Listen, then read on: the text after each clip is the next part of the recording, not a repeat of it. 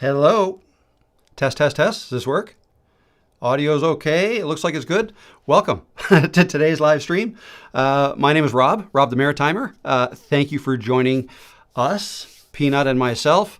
Slightly different look to today's live stream than normal, but kind of in the middle of something. How's everybody doing? How's your week going? What would you like to talk about today? Do you have any questions for me? Yep, you can hear me? Good. Awesome. I was, anyways, a whole bunch of stuff that I'm doing here, just making a mess, you know. I got 3 cameras hooked up today. I've got this one, and I've got this second one over here that's right in front of Peanut right now. And I also have my iPhone, which is that one, which is currently on Peanut, but that's the iPhone right there. I've got it on that selfie stick. So anyway, yeah, I'm experimenting. As many of you may know, I have been promising a video or course or something, series of videos on how to do a live stream. And so that's what I'm kind of knee deep in right now. Can't do it in one video. It's going to be, I think, 10 videos.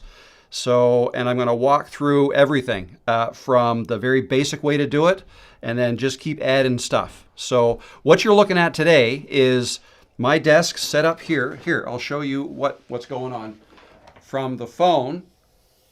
Let me just grab this. This is my setup today. All right, so I've basically got just a little small desk. We don't need this here. Just move my, well, no, I don't want to put that glass over by the cat. She'll knock it over. But yeah, so Stream Deck, audio interface, little dock there, my MacBook, 1 extra monitor, main camera, second camera, cat, and third camera that I'm holding. Everything is being run through the MacBook. Okay. In fact, I'm not even wired right now to the internet. So I've got 2 camera, 2 cameras right here, each with a cam link. Okay, that's your 2 cameras. The third one is the iPhone, but that works wirelessly. And then this one here is the dock. And then into the dock, I've got the Stream Deck, that audio interface, and what else? Is there something else? Oh, this monitor. Okay, so anyway, that'll give you a little very basic overview of what I've got going on here. And yeah, so it's a struggle trying to figure out the best way to kind of demonstrate all this, how it all goes together, because there's so many different ways to do it, right? And holy cow, it's hot in here. I've got the air on, but it's still hot. Anyway, enough about me. What's up with you guys? Who's all here? Let's jump into the chat. So yeah, my chat is kind of reversed too. I've got my eCam stuff on my MacBook here. Usually it's on this side of me. Also, usually I have 3 monitors going, but the other one is not. It's over there, right? I haven't moved that. So it looks like Peanut has given up on me and she's moved up to her comfy spot.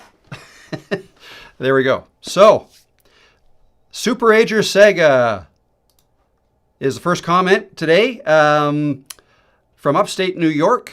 Sorry to hear about the wildfires in Canada. I hope you're not being affected by them. Canada is such a huge country.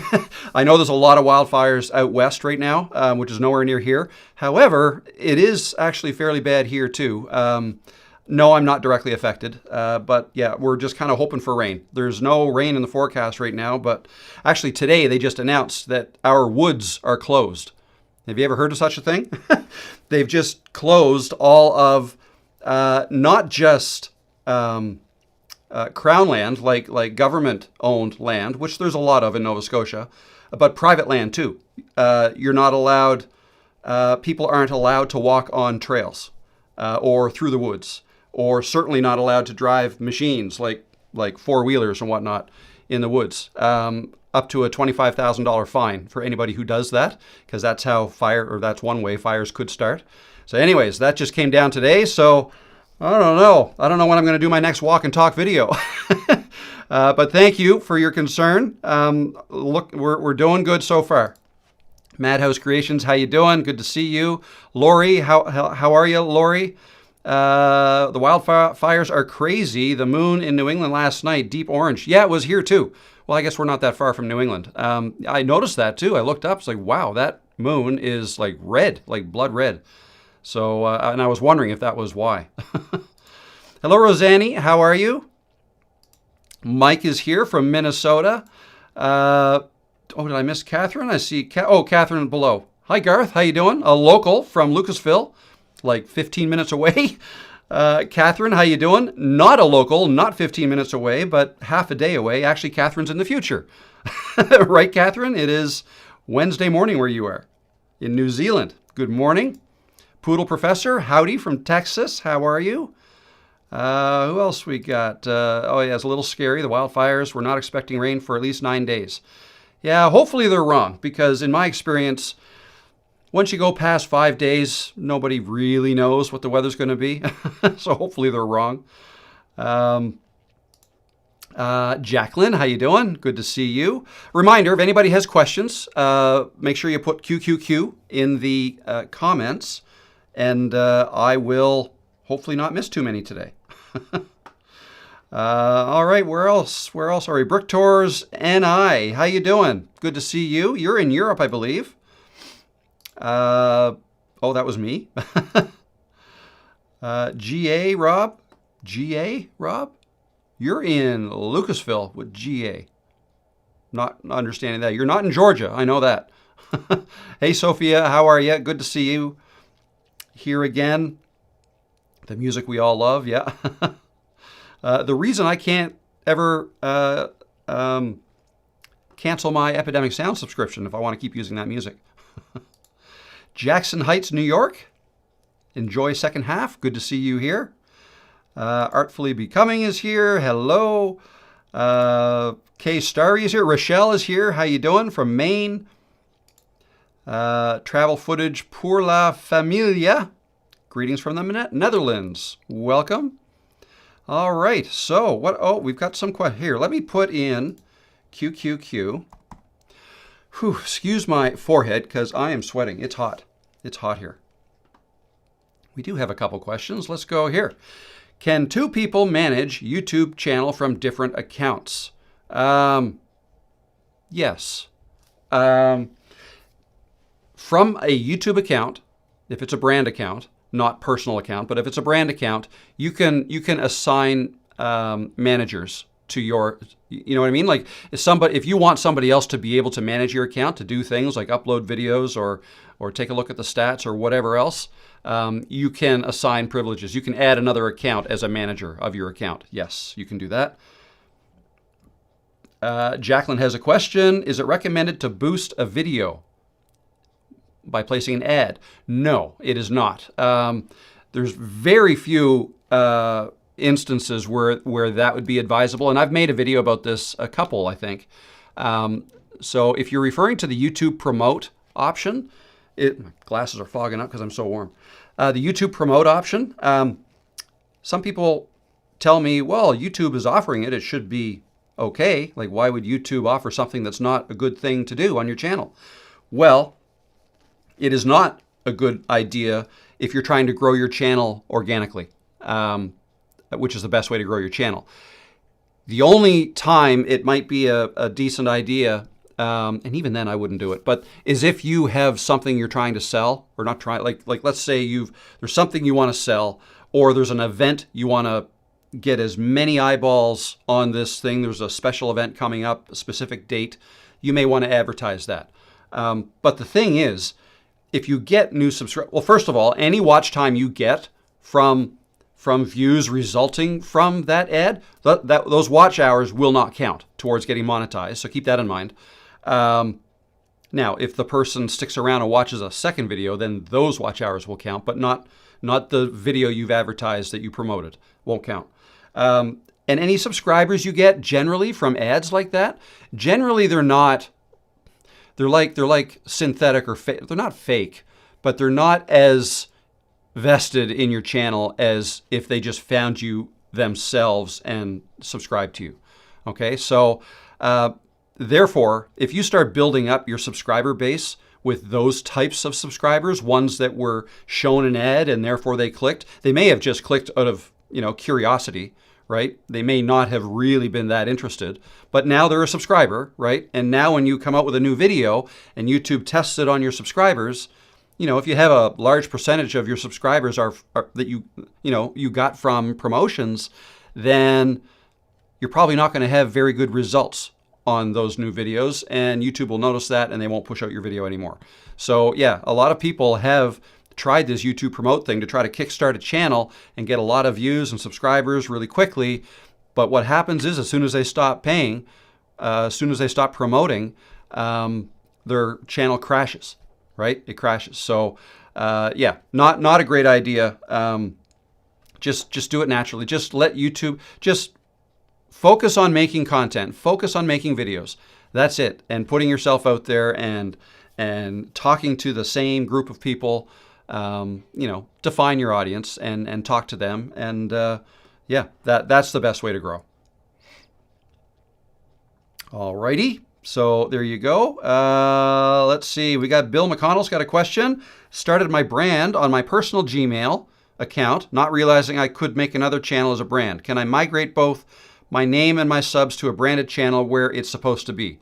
Yes, you can. And I think I answered your question yesterday as well in the comments, one of my videos. Yes, you can migrate from personal channel to brand channel. Specifically, exactly how you do that, I don't know. I've never done it. But you run into troubles with that, then I would contact YouTube directly. But I don't think it's a big deal. I know you will not lose your subscribers when you do that. But yeah, you'd have to go through YouTube channels to know exactly how you do that. But yes, it can be done. What else we got? Another question here. Weather from the deck and other places. How does live streaming help get your monetization hours? Well, simple math would be if you live stream for an hour, okay, and 10 people watched all of that hour, that's 10 hours of watch time right there, even if they watched it live. Whether they watched it live or on the replay, those hours count. They all count. So yeah, in my experience, live streams are a fast way to really boost your watch hours on your channel. And if if getting monetized is one of your goals, then you know that 4,000 watch hours within in the last 365 days is one of the things you have to do. And yeah, live streaming really helps with that. The other thing is, just by live streaming, that's just another way you can connect with your audience, right? You live stream, then you do a video. In your video, you can advertise that you're going to do a live stream, like when you introduce yourself, okay? And the more you do that, it can kind of feed off itself, and yeah, you can really grow your channel that way. Meanwhile, the people who are watching your live streams, whether live or on the replay, are contributing to your watch hours. So that's how that works. It's different than shorts. Okay, watch hours from shorts, they don't count towards getting monetized. Shorts are measured a completely different way, and it's something like 10 million. I don't know. I get confused. But yeah, you need a lot. You need millions and millions of views from shorts within the last 90 days. So that's a 90-day rolling window, right? So yeah, I believe that's harder, but it's really up to the individual. What kind of content do you want to make? So there you go. Question here. Can you talk about using a brand account versus personal account? I didn't even know that there was a brand account. Yeah, so brand account, sometimes also called a business account. If you set it up that way, then you can add managers to your account, like get other people to do certain things within your account, like check on your on your analytics or publish a video or whatever. It's not something I've done, not something I don't even think I would do. But if one of your goals is to grow like a team and have a really large operation going and have more than just yourself able to upload videos to your channel, then you would want a brand account. Brand accounts can also, so you can have other logins as well. A personal account is just tied to your Gmail account, and it's you can't add other managers. It's just for you. You also can't add other channels. Like with a brand account, you can have multiple YouTube channels within your one login, within your one account. Okay, so hope that helps. Leon, say you started today. What do you do first? Make a video. Make a video, upload it. Well, I guess you'd have to, you're going to want to create a channel. But I mean, the first thing, you're going to need to make videos, right? So the first thing I would do is start getting used to making videos and editing them if you want to edit them. If you're not going to just upload your raw video, get used to editing them. But yeah, the step one is to film yourself, make a video, talk to the camera, start getting comfortable with that, because that's usually the hardest thing for a lot of people getting cut. Now, you can do faceless channels if you want, but they don't typically grow nearly as fast as if you put yourself out there. But that's an option too. You can do that. A lot of people like doing that, using, doing faceless channels, or like if you wanted to do a craft channel and not show your face, but maybe show whatever craft you're working on, like maybe a top-down shot on your desk or an over-the-shoulder shot of your, whatever you're working on, painting, say. So yeah, there's different ways to do that. But yeah, decide what you want to talk about and practice talking to the camera. And then the next steps would be set up your channel. You're going to want to do that. Upload a video to YouTube, unlisted. There's so many things. There's so many different things you have to, or you will end up learning. But don't let all of that kind of overwhelm you, because you can start simple. You can start with minimal gear. If you've got a cell phone or a mobile phone, then you have a video camera, right? That's all you need. And film yourself with that, and maybe download the YouTube Studio app to your phone, because you can upload directly from there, or you can get it off your phone onto your computer, maybe edit it there and then upload it to YouTube Studio from your computer. Yeah, but I know your question was just, what do you do first? And I went from there, but I guess what you would do first is make a video, film a video, set up your channel. So there's the first two things to do. Where the kites landed. We had our first troll comment today. Should this be ignored or replied to? It's really up to you. So I've got a couple thoughts on how to handle that. If you don't know the person, you could just delete it if you wanted to. Here's the thing. When somebody leaves a negative comment on your channel, okay, that just threw me. Somebody just said Messi or Ronaldo. not really a soccer fan, but I know who they are. I don't know. I think they're both pretty good. Anyway, yeah, you can delete the comment if you want, if it bothers you. If it doesn't bother you, you don't have to, or you can. It's really, the way I look at it is I try to think of the people who are in my comment section, like you guys. I try to think of, okay, so like in my case, a lot of people who watch my videos are considering starting a YouTube channel, and some are concerned about getting negative comments, comments from trolls. And because of that, I feel like maybe they don't want to see them. So I might delete them, even if they don't bother me, right? But also keep in mind that if they do leave a negative comment, that is engagement, which YouTube likes, right? Maybe you don't like the comment. So it's really up to you whether you want it to stay there or not, based on what you think your viewers might want to see. If you think, the comment is so silly that some of your viewers might come to your defense, maybe leave it there and let other people take care of it for you. You could do that. And then as a last resort, what you could do is you could hide that commenter from your channel. And all that does is it removes the comment from you being able to see it, or anybody. Nobody will be able to see that comment or any other comment that user ever posts or has ever posted on any of your videos if you hide them, right? Even if they try to leave a comment that's a nice comment later on, you'll never know because you've hidden them. Okay, they won't know they're hidden, but you will have hidden them. And anyway, those are some options, and it's really a personal choice. Are your videos promoted more if you have a YouTube subscription? No, that has nothing to do with it. The main thing is the quality of your content. And when I say quality, I don't mean how good is the picture, how good is the audio. I mean, are people watching your video? That's really all that matters. Okay. Yes, you could have an engaging title, engaging thumbnail, and those will work together to try to get people to click on it. But the thing that's the most important is once people click to watch your video, that they actually stick around and watch it.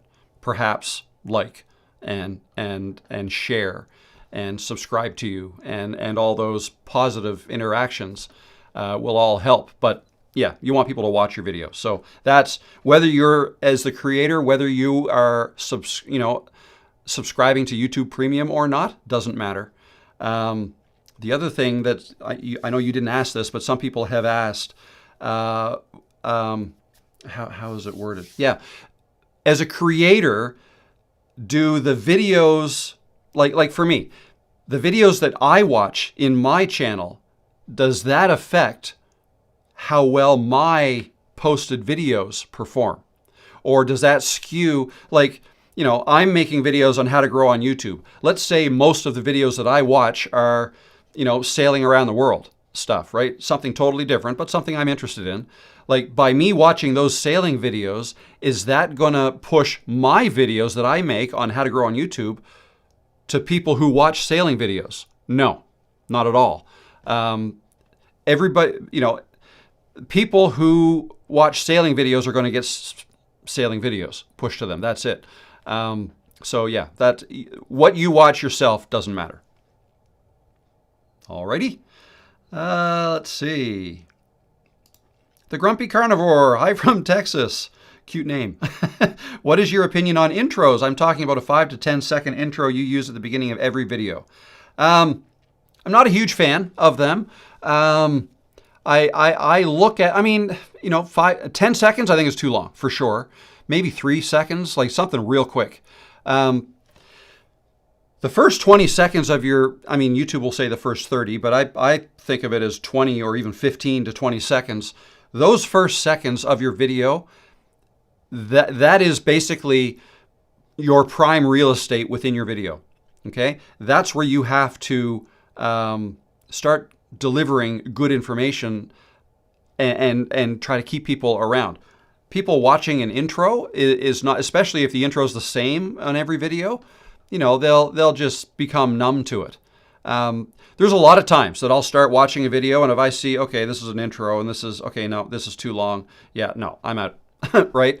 Now, not all the time, because I also watch videos just to see how people make videos, right? Regardless of the content. Part of my studying, I guess, my research, call it. Intros, even myself, like, I don't tend to introduce myself at the beginning of my videos anymore. I did in the past, but I feel like I'm learning as I go. But now, if I do introduce myself at all, a lot of times I forget completely, but if I do, it's usually at the end of my video. Oh, by the way, for those who don't know me, my name is Rob, blah, blah, blah. I'll usually add that at the end of my video when I'm wrapping up, and not at the beginning, because the beginning, I want to tie my thumbnail into the video as quickly as I can, or the title, and just get right into it, delivering the value. So, some people, if you can be creative, right? Like, maybe you start the video off with, 5-10 seconds of, maybe snippets from later on in the video just to tease people, to hook them in, and then show a very short intro, 3 to 5 seconds max. And I've seen them like 1 to 2 seconds and then get right back into it. That would be the most I would do. Here's another way I look at it, and then I'll move on.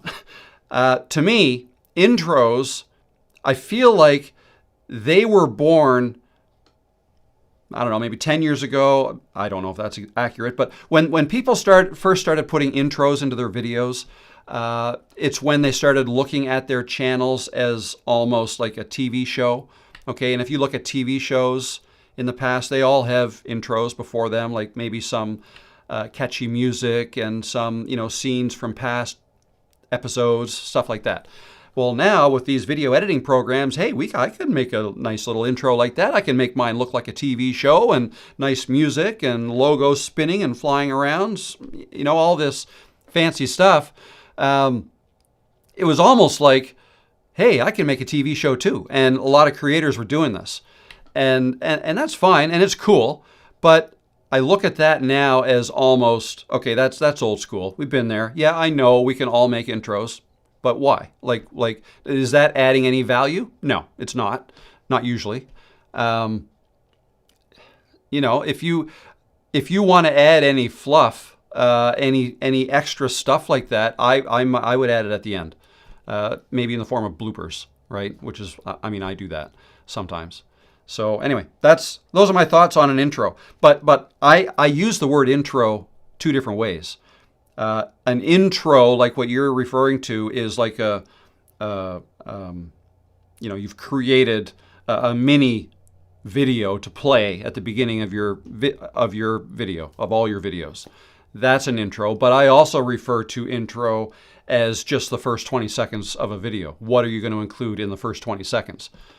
What is your intro? So but the way I think of it is, it's not something you're going to cut and paste into the beginning of all your videos. It's something unique for every video. How are you going to hook the person in to want to watch all of this video?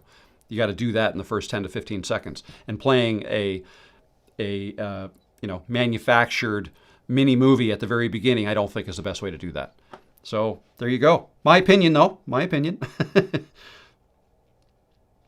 Thank you, Dirt Princess. That's a good tip. Yep, put 3 Qs there in front, and that'll increase the chances that I'll see. But I am also going to refer to current. So just to see who's all here, I see Premier Travel, Rebounding with Cheryl is here.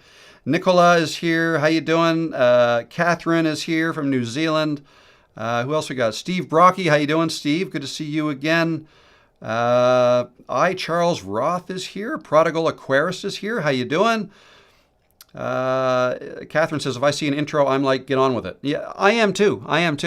Nothing against the person making the intros, but I almost feel like when I started making my videos, I had intros. I made an intro, and I was quite proud. The first intro I made, that's kind of cool. I've got my logo kind of floating there, and the text comes in, it's floating, and I thought it was kind of cool. But that's all it is. Like, most people aren't into that. It's got to be short. So there you go. Do I use a portable monitor? I am using one right now. That is, so today, that's what this is. This little, so you can show you behind it. That's a little portable monitor on a stand. It's an 18-inch by InnoView. Just a cheap thing. I think it was $150 or something. And it just plugs in USB-C. See these two things here? One, actually that's HDMI mini that is plugged into my dock over here. And then that is just plugged into power, right? So that it's brighter. And that's it. So yeah, one will plug into the MacBook and one plugs into power, and then there you go. You don't need the power one if you're okay with it not being so bright. But there you go. Why is that spinning? You guys still seeing me? Okay, no, it's where it looked like it was buffering. Do you have to have, so Lake to Lake asked, do you have to have a website in addition to a YouTube channel? No, absolutely not. You don't. That's kind of the way things are going. I have a website address, but that's also where I'm, okay, I'm getting some buffering here. I don't know if this, I hope I don't get kicked out here. Let me do a quick little test. A little speed test. Because I'm not currently wired to my home network right now. I'm using Wi-Fi. But my Wi-Fi should be strong enough that this will work today. Okay, I'm only getting 80 to 100 megabits per second down. Now it's climbing now, 170, 180. Okay, I'm waiting for this to run so I can see that. Here, I can share this with you. Nope, not there. There. Okay, doing a little test here. Okay, yeah. See, I need 6. It went down to 6 there. Now it's 10, 11, 12. Okay, that should be okay. As long as it stays up there, I should be okay. But, we'll see. So, what do you think of that layout, by the way? I've got, I've been playing around with this stuff because, working on these videos I'm making about live streaming. So yeah, apologies if it's not a perfect stream today with the, but yeah, this is what I'm seeing. This is what, just so you know, I'm seeing this yellow error. YouTube is not receiving enough video to maintain smooth streaming. As such, viewers will experience, and it probably goes on to say buffering. So that's what I see every once in a while. That anyway, it's good now. Introvert in Alaska says, Jennifer, I think your name is. Thank you very much. Flagler Nature Girl is here. Good to see you. Good now. Okay, so it was having trouble. Do shorts videos even help a channel? They can. I've got some in there. I actually put my last video I posted was a short. I hadn't done one in a while, but that short 1 minute long video I did a couple weeks ago, I redid that as a short. One of you suggested I try that last week, so I did. And it's done average. But yeah, no, see, shorts, to me, that's just a completely different game. Like Instagram, TikToks, shorts, all the short form stuff, vertical short form videos, it's a completely different game. You're going for people to watch it multiple times, and you're going for millions of views. And I feel like you have to, your content has to be, I don't know, it's just different. Like the content that I make, I'm far too long-winded to be able to make shorts like that. I'm going to try to do some, like answer some quick questions and do some shorts that way just to see. That's just, see what happens. But for the most part, I look at it as two different games. You want to get good at making long-form videos, or you want to get good at making shorts. It's hard enough to get good at and to grow a channel with long-form videos. Trying to do it with shorts at the same time is probably twice as hard, right? So my advice is to focus on one. Okay, I answered that. We have a super chat from Liquid Hour. Appreciate that. From Serbia. I didn't know you were in Serbia. Wow, that's cool. That's a little bit a ways away from here. Thank you very much. I appreciate that, Liquid Hour, DNB. All right, what else we got going on here? The comments are just flying in. Flagler Nature Girl, I use my shorts to click on attach video to watch my long form. Only thing I use it for, and it has worked for me so far. Okay, very good. Awesome. Very good. Let's see. Another question here. My guy King says, I have over 220,000 subs. Wow. Okay, that's fantastic. But I don't really have a community with my subscribers. Please, what can I do to change this? If you don't have a community, well, it's kind of up to you to engage with your viewers and try to create a community. Okay, so one way you could do that is by doing live streams to try to connect with your audience that way. In your videos, ask them questions, encourage people to comment below, and then when they do, respond to them like as quickly as you can and as often as you can. It's a two-way street. If you just do all the talking, you're making videos, and you're getting subs coming in, but they're not saying anything, you need to be the one to start the conversation. So whether you do that in your comments, pinned comments are a good idea, right? You can ask questions in your pinned comments. At the end of all your videos, ask questions, or throughout your videos, ask questions. Ask them what else they'd like to see from you. Those are some ideas that might help. A follow-up question: what do I talk about if I go live streaming? Whatever you want. It depends on what your channel's about, but try to think of your viewers and what they would like to hear from you.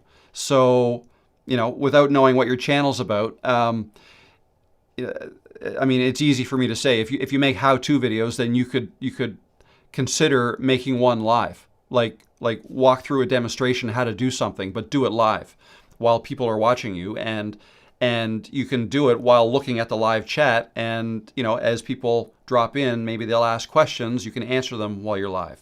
So you could do that. The other thing is, if you want to grow a live stream and end up like turning it into a Q&A, kind of like what mine have turned into, like most of the time mine are Q&As. You ask questions, I answer them. And if that's what you're looking to try to do, then when you start, like the first time you go live, I would be prepared for nobody to show up, because that it's highly likely that could happen with your first live stream. And just be prepared with maybe a list of 5 or 10 questions that you know the answers to, that you can basically ask. And you could say, I had a question here from somebody who watched my previous videos, right? You could say that, or you don't have to say that, whatever. And then just ask the question. You could even, post it on screen if you're using software that allows you to do that, like eCam or StreamYard or whatever, and then answer it, right? And then always say, if anybody else has any other questions, feel free to ask me in the chat, or when this live stream is over. Like when a live stream is over, the live chat stops. I think it works for another 5 minutes, but then after that stops. But at that point, people can write comments at the bottom of, just like any other video. Okay, so you can say that right in your live stream. Like if you have any questions, ask me in the live chat, or if you're watching this on replay, ask your questions in the comments below, and I'll answer them as quickly as I can. So I hope that gave you some ideas, something to think about. Simply Be You. Hi, Rob. Who would you recommend for editing service other than Camtasia? Okay, when you said who, I thought you were looking for a person to do your editing for you. But when you mentioned Camtasia, I believe you're looking for software, right? Okay, well, you say other than Camtasia, because I recommend Camtasia. But other than that, other popular ones are Descript, Filmora, Final Cut Pro, Premiere Pro, DaVinci Resolve. There's several right there. CapCut is another one, but lots of people were moving away from that. So yeah. iMovie is another one, another popular one that you might want to have a look at if you're a Mac user. But that'll give you a starting point. Filmora, I think, is relatively easy to learn, as is Camtasia. DaVinci Resolve is powerful, but maybe a little steeper learning curve with that one. So I hope that helps. Campfire Vibes sent a gift membership to somebody. Thank you very much. Somebody will appreciate that, and looks like it went to Prodigal Aquarist. Congratulations. Awesome. That's cool.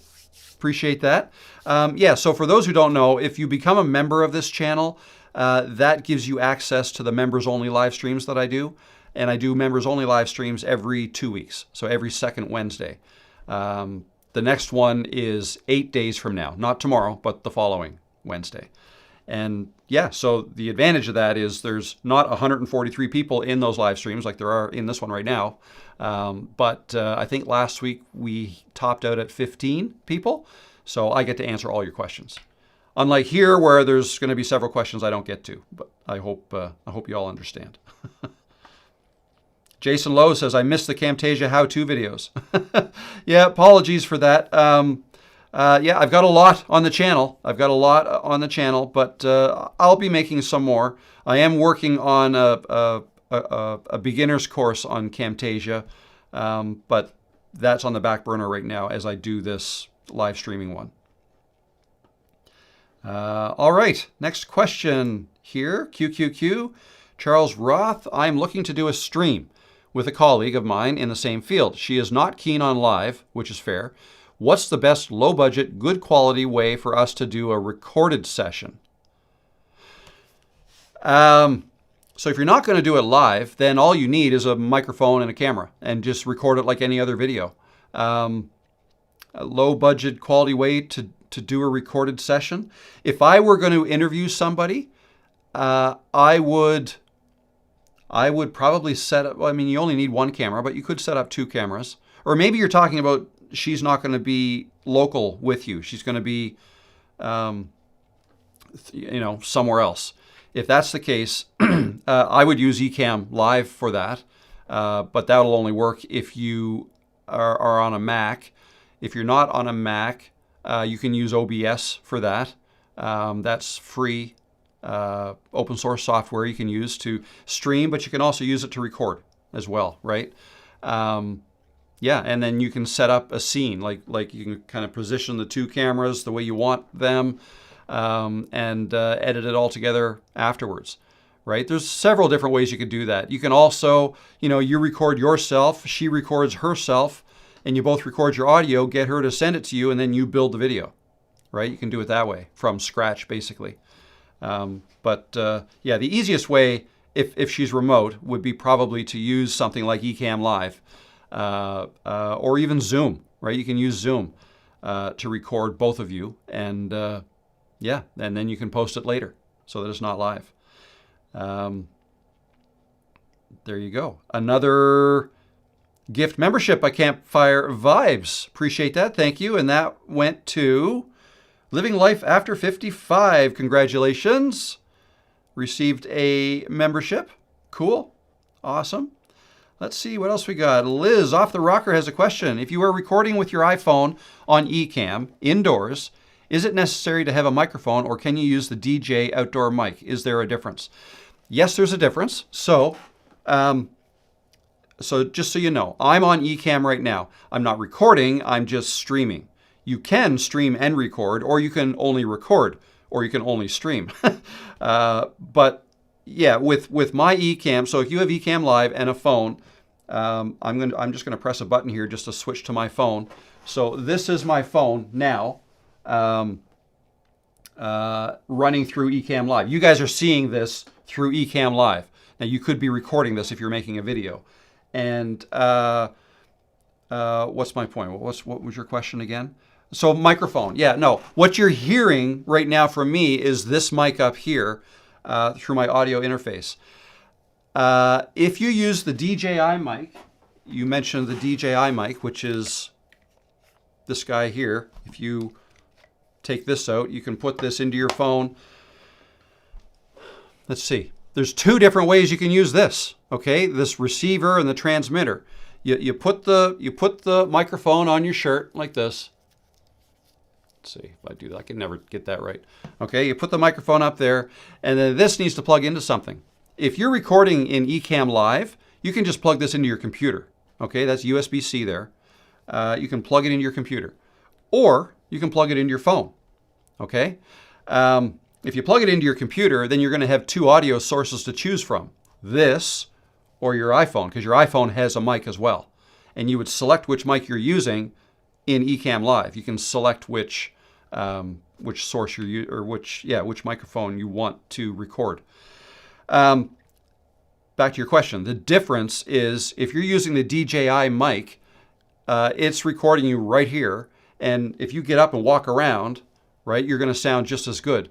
Whereas if you're recording using the mic on your phone, it's going to depend on how far away the phone is from you as to how clear your audio is going to be. Okay, if in probably all cases your phone is going to be further away from you than this. Okay, in which case this will sound better. This is a better mic anyways, even if the iPhone was close to you. But the further away you put the microphone from you, the more things like how echoey is your room, right? Things like that are going to play a bigger part in your audio quality the further away the mic is from you. So this is good. This is good because that's not that far away from me. Oh, you're still looking at me through the mic. Yeah. Through my phone. So let me switch that back. Yeah. So those two are nice and close to me, and it's nice to be able to get up and walk around. And if it's this one, you can still hear me. Right now, I'm not using this. I'm using that. I've got nothing to plug this into because I've got this plugged into it. Yeah, so anyway, don't overcomplicate things. But I hope that answered your question, Liz. I would, if you're filming indoors, I know why you asked that, because if you're outdoors, then your iPhone mic is usually not good at all if there's any amount of wind. Okay, then you'd want to put that little fuzzy dead cat thing on this as well. I don't have that on here now because I'm indoors. There's no wind. Did I say everything I wanted to say about that? Yeah, this is a better mic. This is a better mic. And you can use it with eCam. Yeah, no problem. And in fact, when I make this video that I'm going to make tonight, I'm going to demonstrate the differences between this one and that one, and probably that one as well. So I'm probably gonna try to make it too complicated. Catherine, if you put QQ, oh yes, thank you, Catherine, for reminding people. His mod searched it. Oh, did I miss something here? Oh, Rebecca's here. How you doing, Rebecca? Curious, do more people tend to watch your bloopers or fall off at that time? I was thinking about adding some, but worry I will risk algorithm's view of retention rate. That's a great question, and is probably a reason I don't always include them, because, yeah, it's noticeable when they start in my retention graph. People do drop off. It's only your, not only, but for the most part, it's the people that watch all of your videos, your super fans, so to speak, that will watch things like that, bloopers. Now, I do think they have helped, gain me more subscribers, and because a lot of people do like them. But I think there's an equal number of people that get to that part of it and then think, okay, no, I got the information I was here for. I don't need to watch these, right? So it's, yeah. So I guess, like, if you're making a 20-minute video, if you just include 1 minute of bloopers, that's not a big deal. But if your video is 3 minutes long and you're going to include 2 minutes of bloopers, that might be a bigger problem. Although a video of only bloopers, I've been wondering about doing that. Maybe that might be something I do. I don't know if people would be interested in that, but let me know if you think that's something I should do. A video, maybe 5-minute or 10-minute video of nothing but bloopers from a bunch of my videos. I don't know. Let me know what you think. Simply be you. I watch your bloopers. Awesome. Thank you. 15 seconds of bloopers with the end screen videos. Cool. Brick Tours, I would watch that. Awesome. I watch your bloopers too, Catherine. Cool. All right, let me get back to the cues. What else we got here? Here's a question. Manny, how important are natural backgrounds or backdrops for videos where you mainly just talk to your audience? This is a great question, and I don't know if my answer is going to be what you were looking for, or if this is exactly what you're thinking about, but you made me think of something that I think is kind of important. More and more, I'm seeing videos where the background is blurred out, but in a fake way. Like you see that on Zoom calls sometimes where the background is blurred out, and you can achieve that same kind of effect if I'm sitting here making a video, right? Some people try to do that to try to make it look like it's a really good lens they're using. Like this lens here, if I put my hand up here and it focuses on my hand, focus on my hand, there, the background is really, really blurry. See that? Take it away and it'll focus on my face, hopefully. Yeah. So, yeah, that's the lens doing that. But there are ways you can kind of, in editing, you can kind of achieve something similar by, isolating yourself and you're in focus, but then make everything else a little bit out of focus. When you do that, quite often it's obvious, unless the software is really good, whatever software you're using to do that. It's often fairly obvious. And I don't know, to me, it just looks a little bit fake. And I think that's a turnoff with some people. Now, there are reasons to want to do that. Like maybe there's some things in your background you don't want shown in your videos, maybe for privacy reasons. Maybe your address is listed behind you or something. I don't know. Or maybe, it's an identifying spot. That's something you just don't want to show. And that's, totally fine. But I would probably lean more towards clean up your background so that whatever is in your background is okay to show. And then just, put the camera on, leave it real. I think the other thing is too, like some people will have, I've seen people make videos where the background is completely fake, like not just blurring out what is actually behind them, but like erasing, these doors I have behind me and insert a beach, right, while I'm here in my office.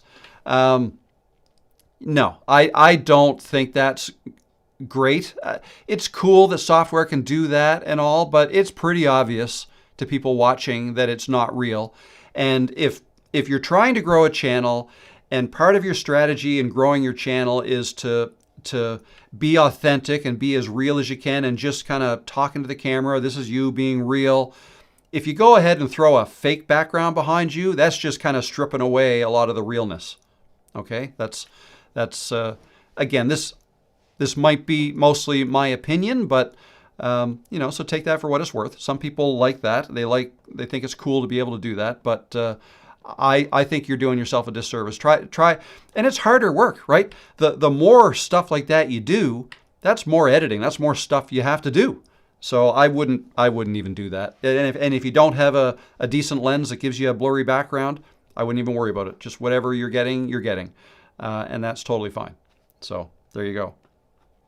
Oh, 5 more gift memberships from Campfire Vibes. Thank you, Campfire Vibes, on behalf of the 5 who got your membership. So we got Russ is Rockin', Sophia, Dania, Jimmy, Ms. Sharon.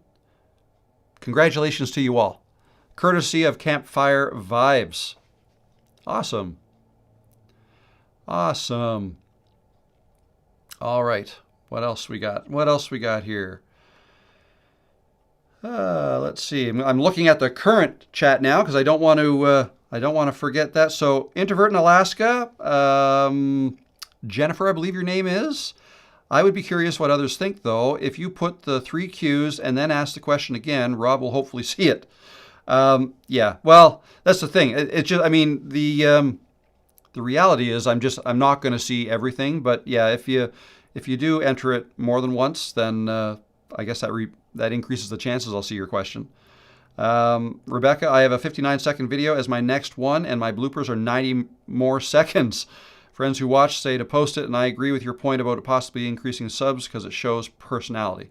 Yeah, give it a shot. Like, we can talk about this stuff, bloopers, how many minutes to add and how many minutes is we can kind of take guesses as to what we think and what we think is better or whatever. You never really know until you try. So I've got no problem trying new things, right? I've made a 1 hour long video. I've made a 1 minute long video, right? Just to try to change things up. What do people want? Yeah, and quite often we don't have the answers, and we don't have them until we try something. And then we'll know whether it worked or not. All right. Let's see. Do I use I answered that one, portable monitor. Oh, something else just popped into my head, though. A portable monitor in terms like when I'm outside? No, I don't. If I'm outside doing a walk and talk video with my iPhone, I don't have a portable monitor, and I use the rear camera, so I can't see if I'm in frame or not. But you do that enough, you get to know when you're in frame. I guess I can take this off. Put it back in the charger, make sure it's charged. So yeah, no, I don't take a monitor with me.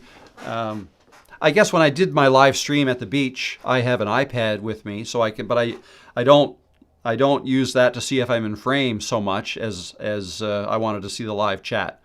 So that's why I use that. What low cost or no cost tool have you the greatest benefit? Low cost or no cost tool.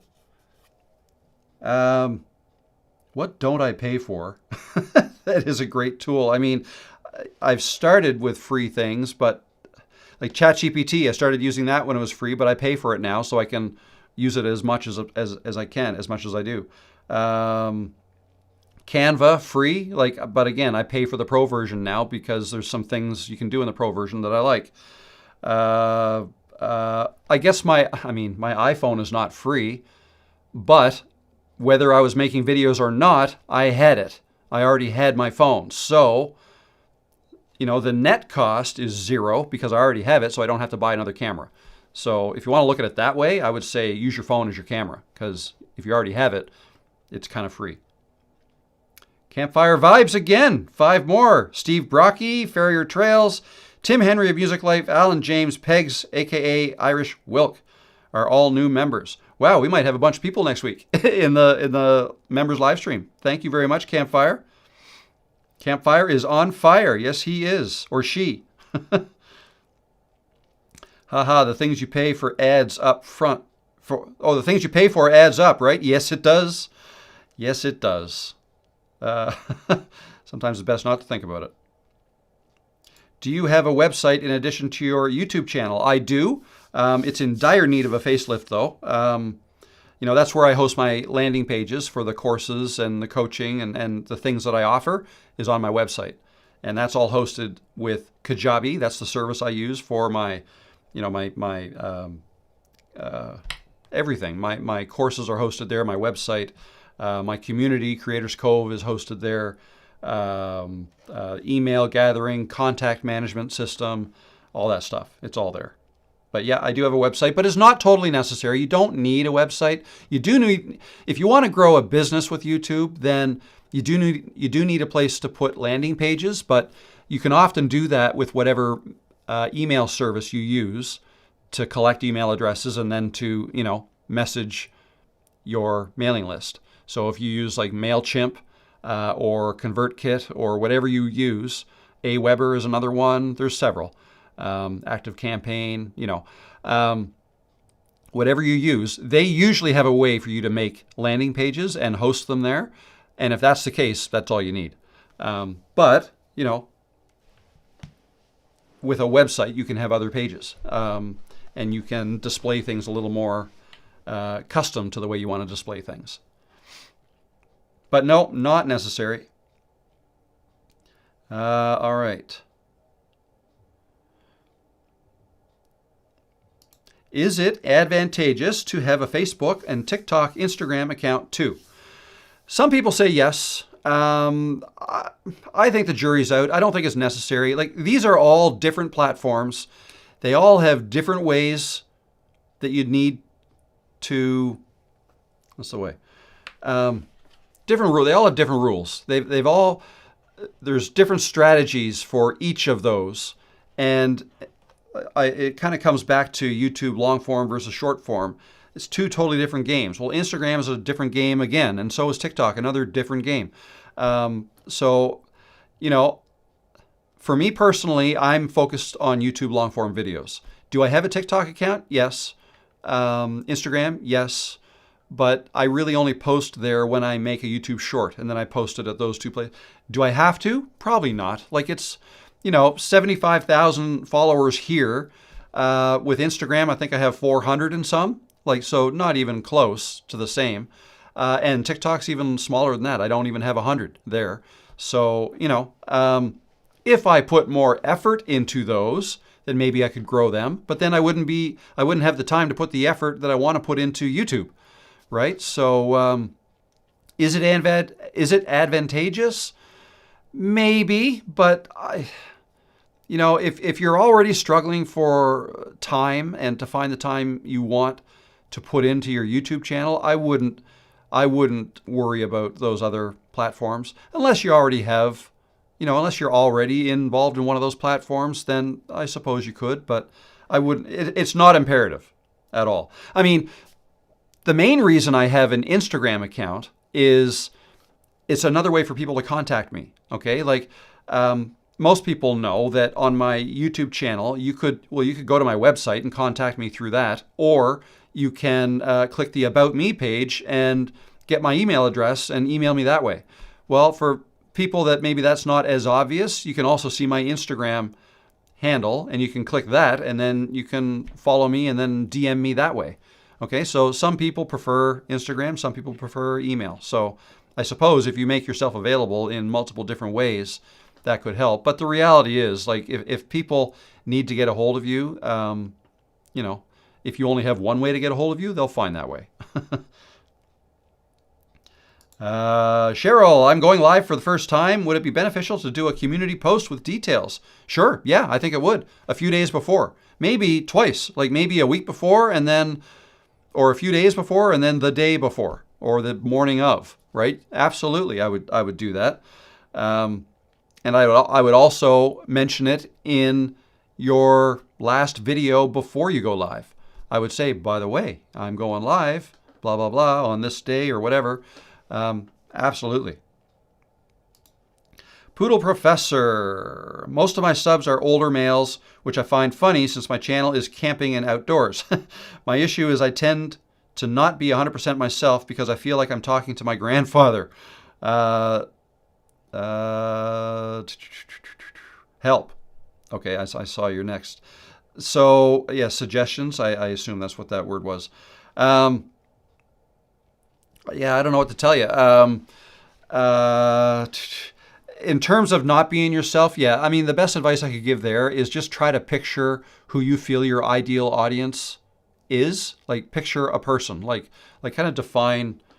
Some people call it an avatar. Like who is like is your ideal person somebody your age who also wants to go camping, perhaps lives in whatever country you live in, and just in your mind try to picture that person, and that might help you. Don't picture a bunch of grandfathers, right? Even though there may be, that's, you may have older people watching your videos.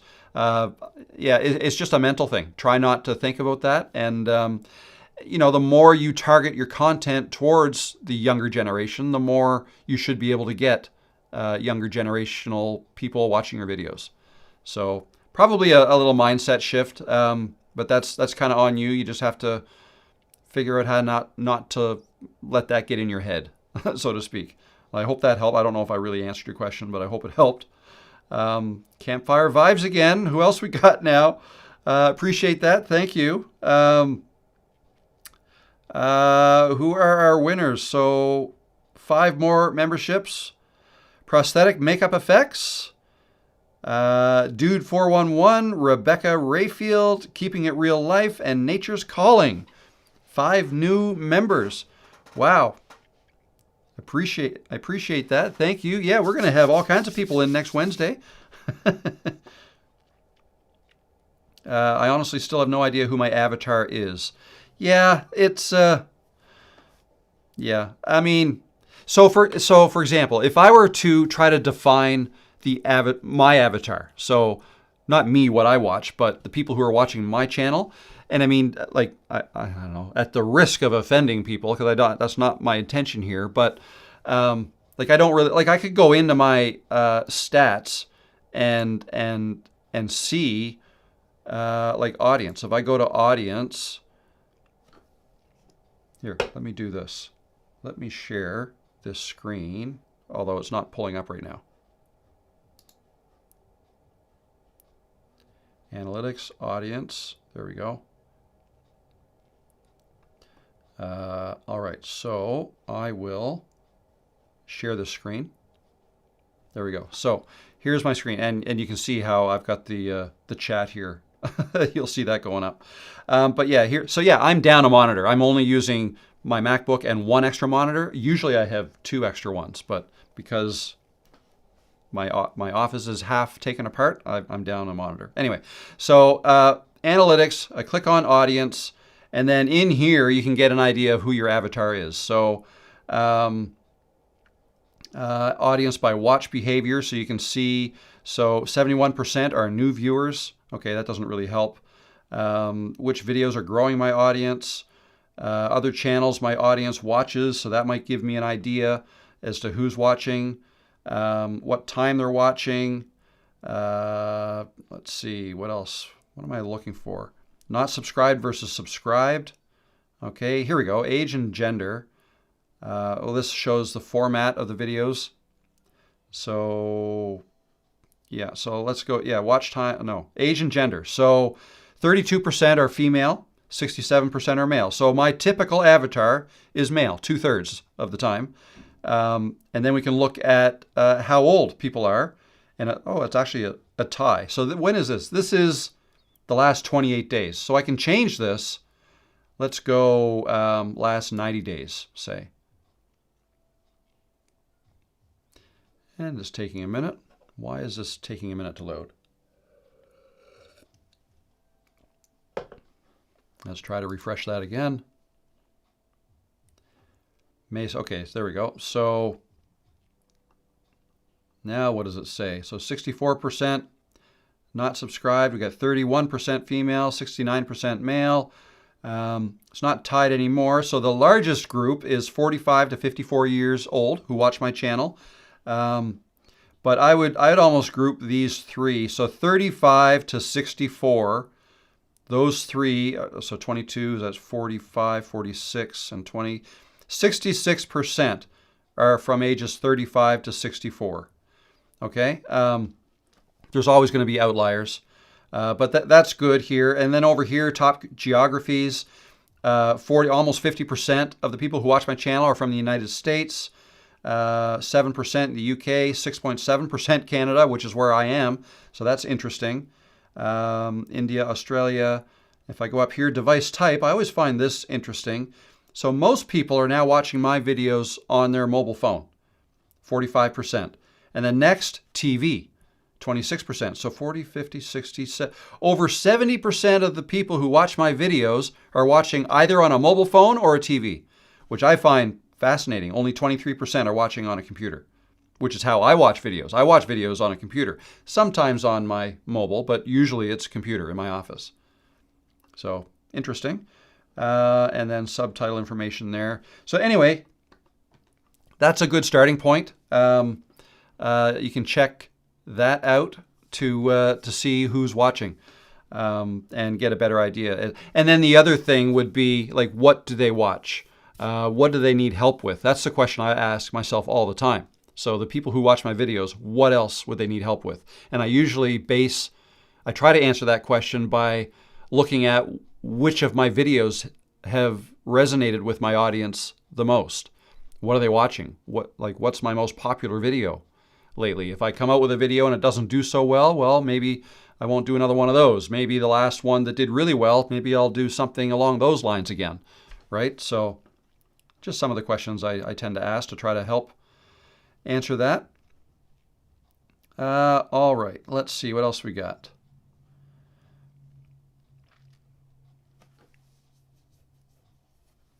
Oh, Ace Star Lifestyle. I was just watching this live on my phone and switched over to my TV a few minutes ago. Yeah, so you're in both of those categories. All right, let's see. Here's a good question. Kind Mind, SRQ. When interviewing people or having a guest on a video, should you have person or people sign some type of release agreement for legal purposes? I don't know. It's not something I've ever done.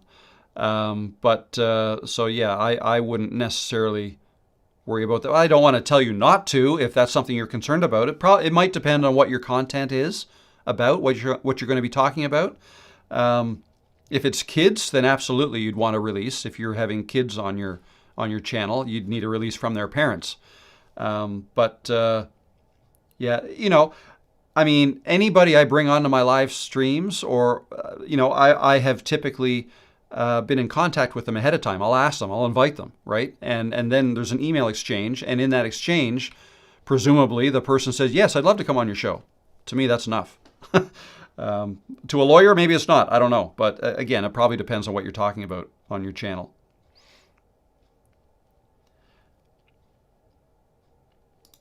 Here's a question. If I were going to a farm to do a 1 week live in kind of content, could I just use a phone? What kind of mic would I need to have, since it would be outdoorsy?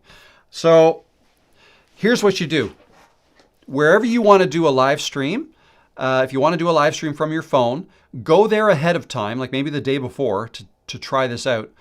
And you're going to want to take your phone, and you're going to want to download an app on your phone, something like Speed Test. That's the one I use, but there are others. Because you want to measure the download and the upload speed that you're getting in the location you want to do a live stream from. You want to be able to get at least 6 megabits per second upload speed to be able to do a live stream. For live streaming, upload speed is what you need. The download doesn't even really matter.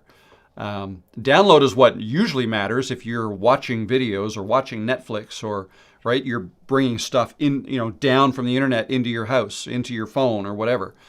But when you're live streaming, you're sending stuff up. That's upload. So you have to do a test, make sure you have a good enough connection. That's the most important thing. If you have that, then you're fine. So for example, where I usually make my videos on the hill at the end of the road, there's not very good cell phone reception there. I couldn't do a live stream there. It's just not good enough. But I can make videos, because when I make a video, I'm just recording onto my phone. And then I'll, when I get back here, I'll airdrop that video file from my phone to my computer. I edit it, then I upload it from here. But for live streams, I can't live stream there. It's just not good enough. But on the beach, when I go to the beach, that has fantastic upload speed. In fact, better than in my house. So I can live stream from there. So that's where I go to live stream. So yeah, that's what you want to do.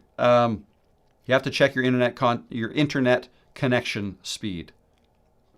In terms of what kind of mic would you need, if you're outside, if there's any amount of wind, you're going to want a mic that has one of those furry, fuzzy little, they're called dead cats, or a wind guard or a wind muff, right? You're going to want one of those on the mic.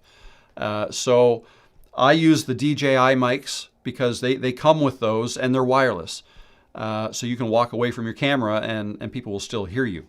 So that's why I recommend those. If you didn't want to spend that kind of money on one, then you can buy these ones that plug into your phone that also have a little dead cat on it and run the wire up through your shirt and clip it here, right? That'll work as well.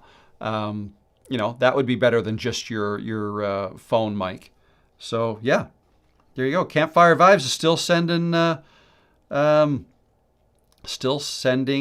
gift memberships. Thank you. I'm sure the winners are appreciating that big time. All right, I answered that one. Oh, Liz says, I didn't mean using your mic on your phone. I meant a separate microphone like the extra one you have, the long skinny one.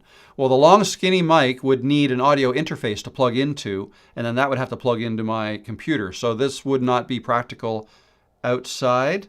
No, you're not talking about outside though. You're talking about inside.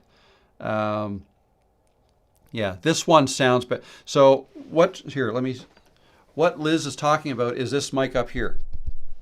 You probably heard that because that's the mic I'm using right now. That is a better mic than the DJI mics, than these DJI mics, for a couple reasons. When you're filming inside, here's the things you need to think about. You need to think about the room you're filming in and recording your voice in.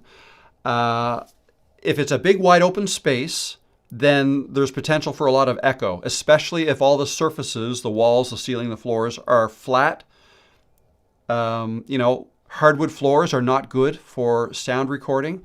All these things. So put a carpet on the floor, that's good. Curtains on the walls, which I've kind of done usually that wall too, but I've removed it for that, for the videos I'm making. Lots of furniture, not too high ceilings, right? Like almost claustrophobic like rooms are better for sound recording. Now, if you don't have a great room for sound to record your sound in, one of the things you can do to improve it is to use a shotgun mic like this. Sorry, you're still seeing that. Use a shotgun mic like this because it only picks up sound like directly from my mouth. If I go over here, you're not going to be able to hear me as well, or over here, not as well, or if I stood up, you're not going to hear me as well, right? So it's directional. It's picking up in a very narrow area. So that lessens, like if I were in a big echoey room, when I speak, my voice goes everywhere, right? It'll go over there, hit that wall and come back. But if it hits that wall, when it's coming back, it's hitting this mic sideways, the mic's not going to pick that up very well, right? So that's why a mic like this is better for not picking up reverb, echo, okay? So that's why I like this in a room that's, so I bought this mic 4 years ago. How much better it is than the DJI mic, it is a little better, yes. But the other thing to keep in mind is the closer you put a mic to your phone, the better it will be. Because if you got your gain levels set right so that, you're not clipping, like you can put it right up to your phone here, but then you can talk quieter, right? And then it won't pick up anything else. So that would be even better. So in that respect, having a DJI mic right here is good because it's nice and close to your mouth. So anyway, those are the things. If I were to do it all over again, I probably would not buy this mic. I would just use my DJI mic for everything. Okay. It is nice that this is always set up. I mean, right now it's in a different spot, but for the most part, it's set up in my office, ready to go all the time. So that's great. And then my DJI mics, I don't have to worry about charging them as often, okay? Because I only use them when I go outside. So in that respect, it's nice that I have both, but you could get away with just using those DJI mics or any wireless mic for inside or outside. Okay, so I hope that helped better, Liz, sorry. Where do I find your video showing the pre-made form that you paste into the description box to fill in for each video you upload? I don't know. How about I just show you right now where you would go to do that? So what you do, I'll share my screen. Oh, we hit 76,000 subscribers. I was hoping we'd hit that today. Not that it matters, but so yeah, what you do. So what you're talking about is the default uploads, and sometimes I get confused. Sometimes I think it's in customization, but it's not. You have to go down to settings. So if you go to settings, right here, upload defaults, and you would put it in here. So description, and I've got mine pasted in there. So that means whenever I upload a new video, my description is already pre-filled in with all this stuff, okay? And I've already also got my visibility set automatically to unlisted. And I've got these, I should actually remove those because, let me just delete those. I'll do that right now. Because I always delete them anyways, and I copy and paste new ones that I get from ChatGPT anyways. So I'm going to save that. Upload default, I never put any default in for the title. Because that's going to be different every time anyways, okay? So let me save this. There you go. Just updated my settings. 80K, here we come. Absolutely.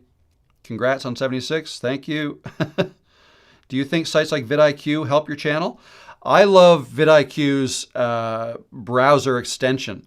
Do they help your channel? Like not alone, they don't. They're a great tool to use to create your titles and your thumbnail text and for doing research, right?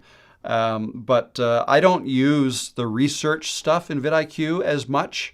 I do use the Chrome extension a lot, though. So I do like that. Alrighty. Anaholics, how are you doing? There are people who hardly edit their videos, and there are also people who edit like crazy and have super fancy videos. Is the best way somewhere in the middle? Thoughts? You know what? I'm going to say there is no best way. It's whatever, you do you, whatever you're comfortable with.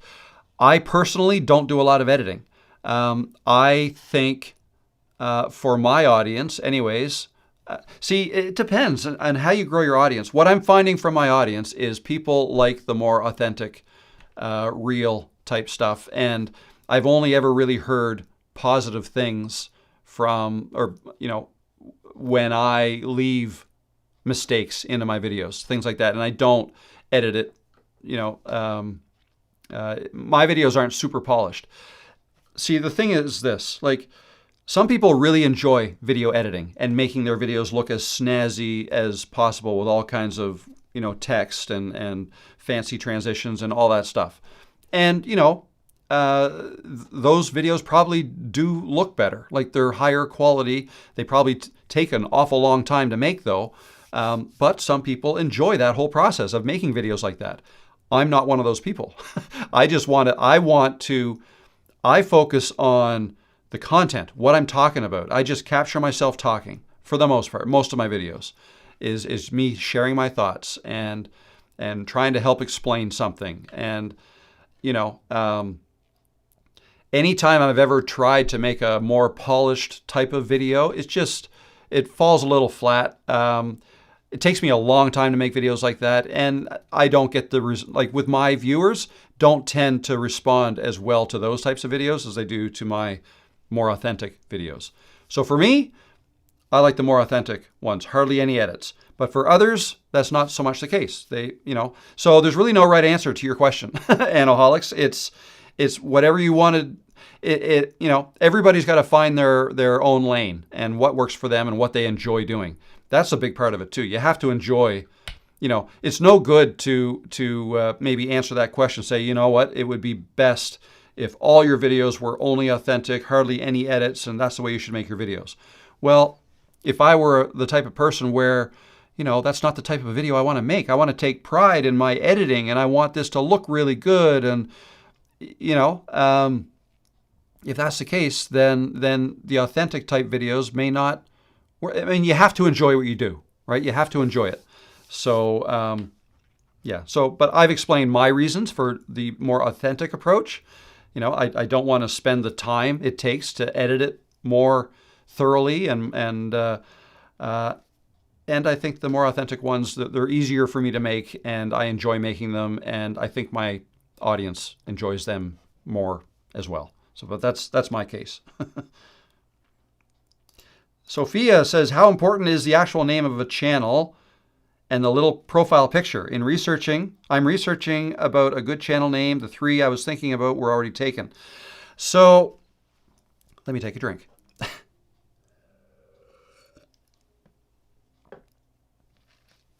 The actual name of the channel means nothing in terms of how well your videos do.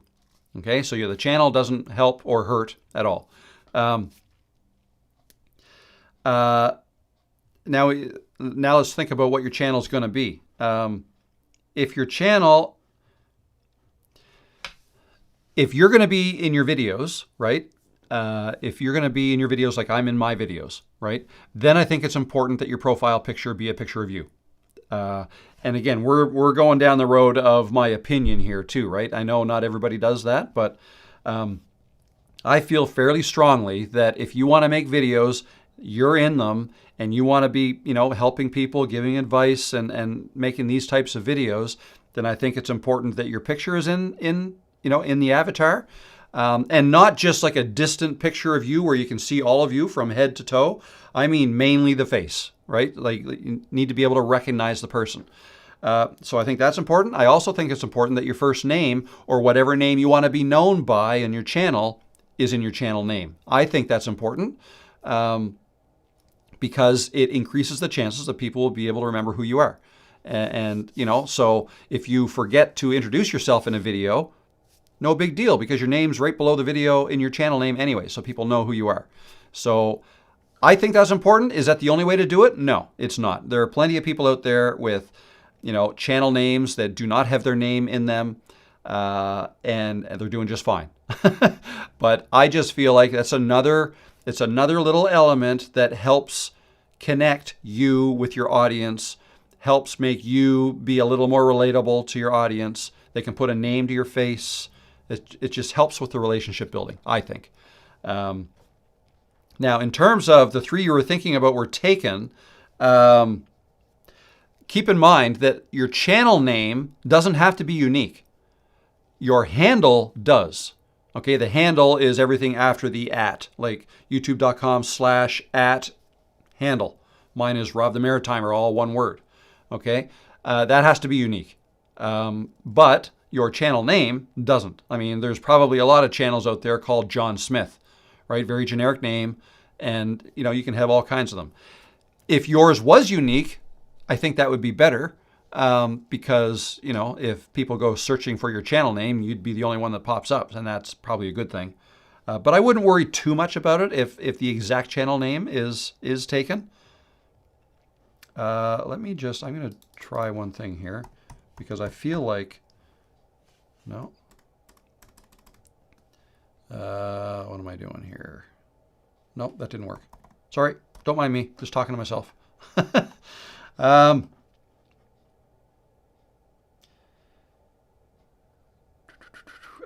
Introvert in Alaska. I say my name in each video so far, but that may change. Okay, yeah, I think that's. I try to remember to say my name in every video. Again, even though my name is in my channel name, I also say it in my videos if I can remember. It just, if you think about it this way, if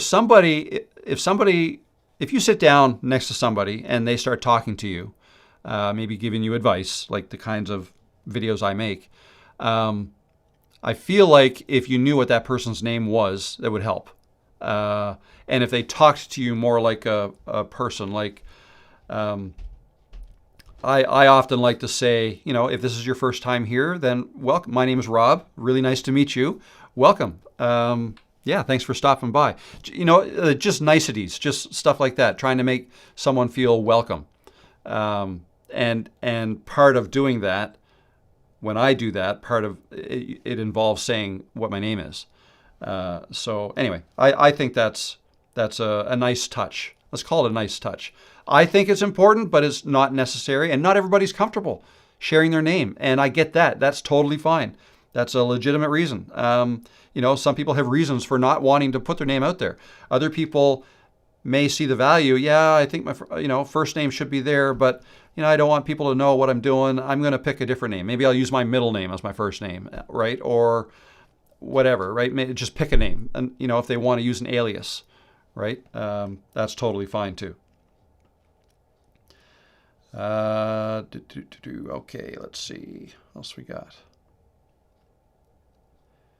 Do you think it's better to upload a video on many platforms to spread it around more, or just to one platform to gather all the attention in one place? I think one platform, gather all the attention in one place. Personally, that's what I think. And that would be YouTube. One long-form video on YouTube. If you then want to try to get people from your other channels, let's say you have a TikTok or an Instagram channel, then maybe I wouldn't post the full video there.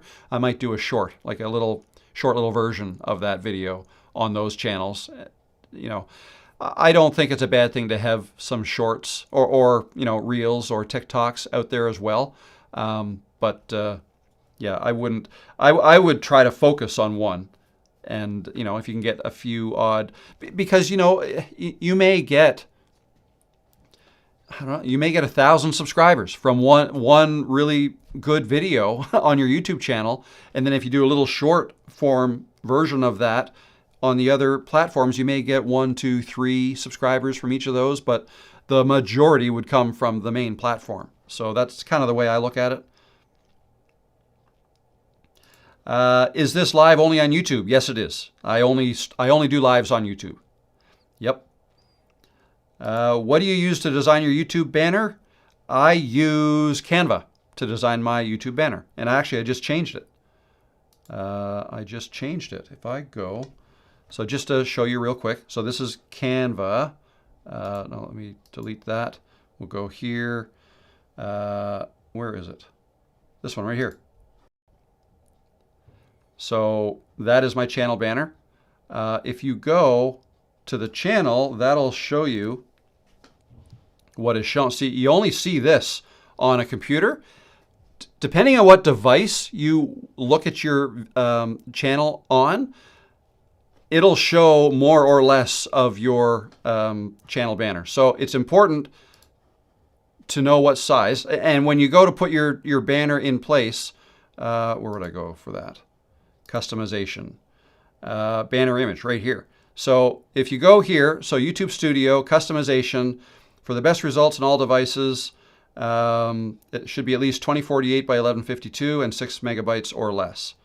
Okay, so you get the size there, although when I come here, I don't think that was my, I asked ChatGPT what is so it had to be at least that, but 2560 by 1440 is what ChatGPT suggested it be. So that's what I did. And then it took me a little bit of trial and error to make sure. I mean, I know there's templates you can put on top of this to make sure your text here is not going to get cut off. And I didn't want my face to be cut off here. So, I moved this around a little bit, and you can kind of see where the purple line is. Like the image is bigger than, right? The image is bigger than the actual area of the image. And there was my previous YouTube banner. There was another one, right? I've gone through a few of them, and I keep them all in the same file, so I can see where they've come from. So yeah, that's what it is now. Canva, and I don't think I used any Canva Pro features to make this. I might have lightened my face a bit. Actually, did I do that? If I highlight this, yeah, I did. See that? So, and you need Canva Pro to be able to do it. It's very subtle. You can tell that this version of me, the face is a little bit lighter than the one underneath. okay? Just to make myself pop off a little bit more off the background. All right.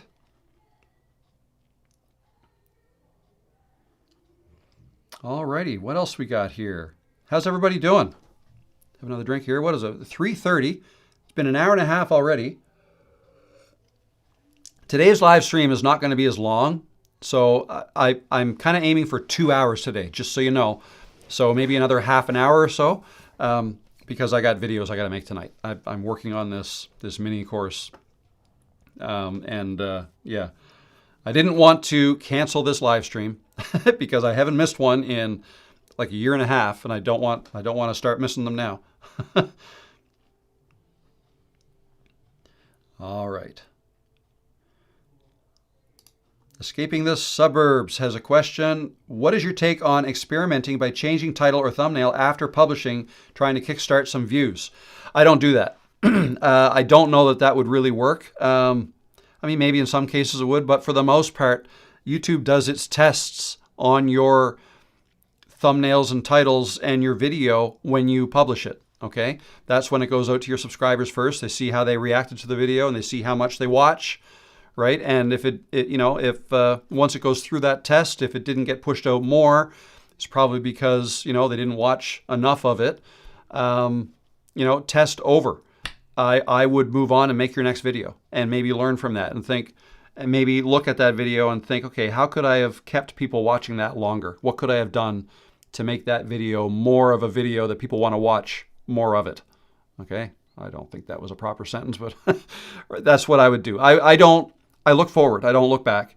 It is rare for me to change a title and a thumbnail from a video that I've posted already. You can get too wrapped up in it. I've got 300 and some videos on my channel now.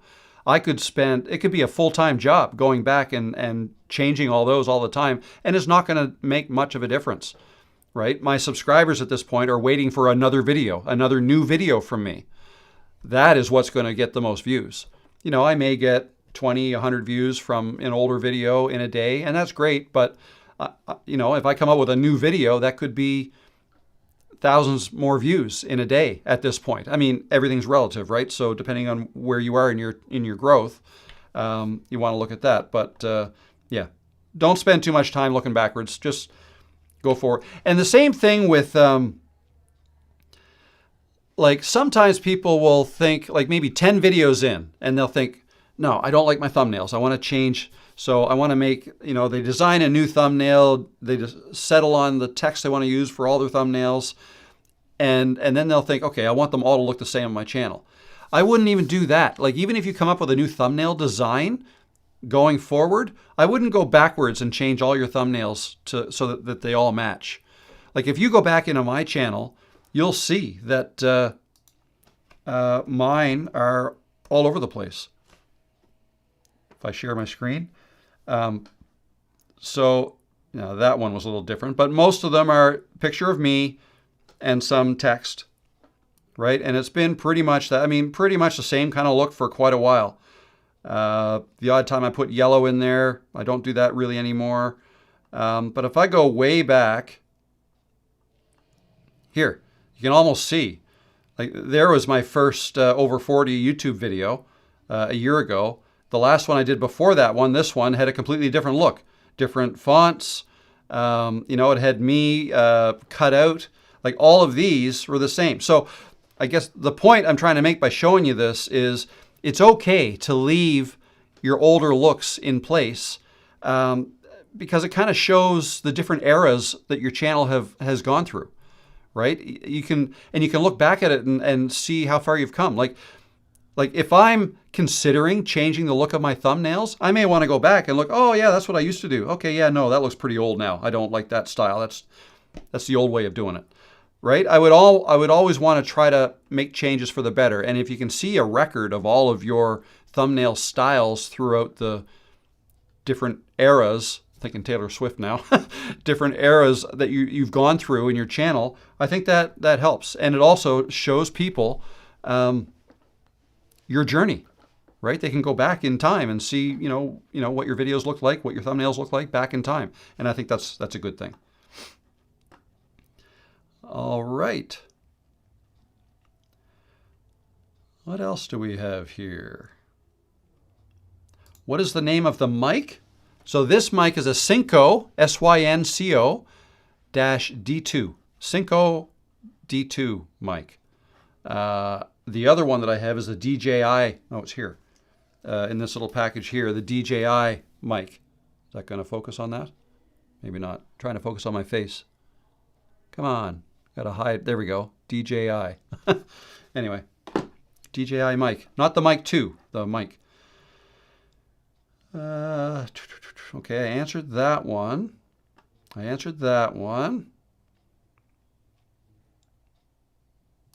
Discover America RVing. What are your top basic equipment recommendations for someone just starting out? Literally started the channel about 2 weeks ago. Congratulations. Awesome. Have fun with it. Don't get discouraged. There's lots to learn.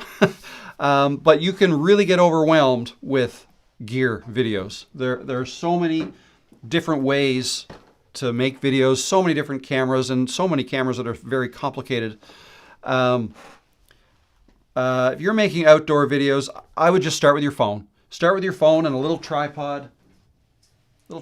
Just something like this maybe.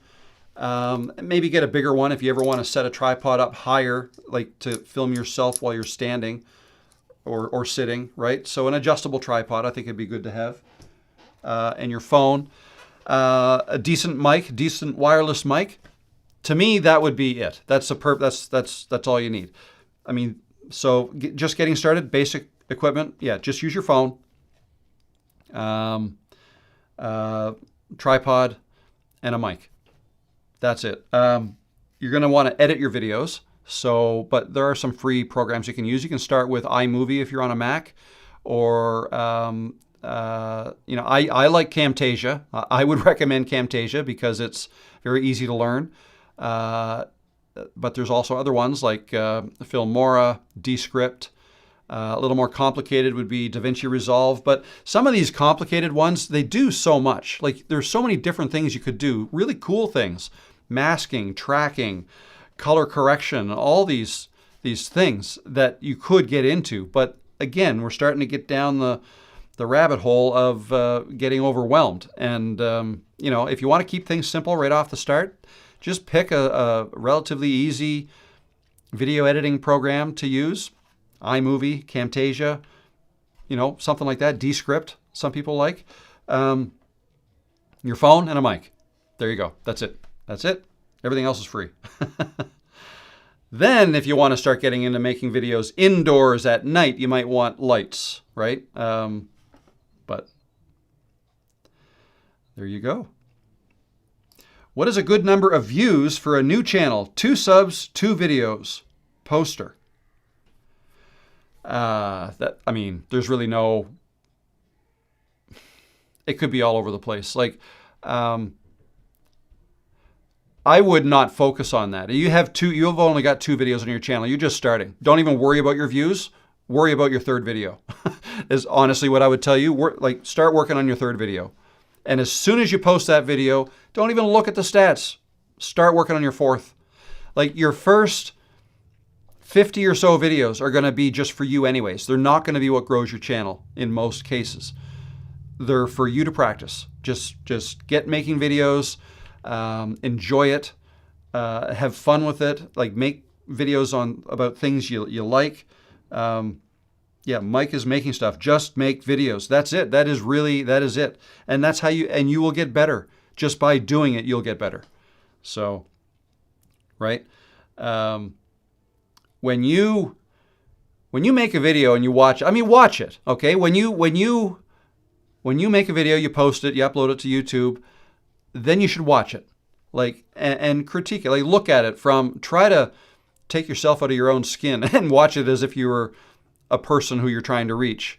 And, make notes. What did you like about it? What don't you like about it? Did you take too long before you got into, the information people are going to want at the beginning? Just try to critique it is what I'm saying. And try to see what you could have done better. And then, if there's something glaring that you really don't like about the video, that's a good thing. because then you won't make that mistake again. If you watch that and you think, oh, geez, I can't believe I did that. No, I don't want to do that. Whatever it is. Don't delete the video. Like, leave it there.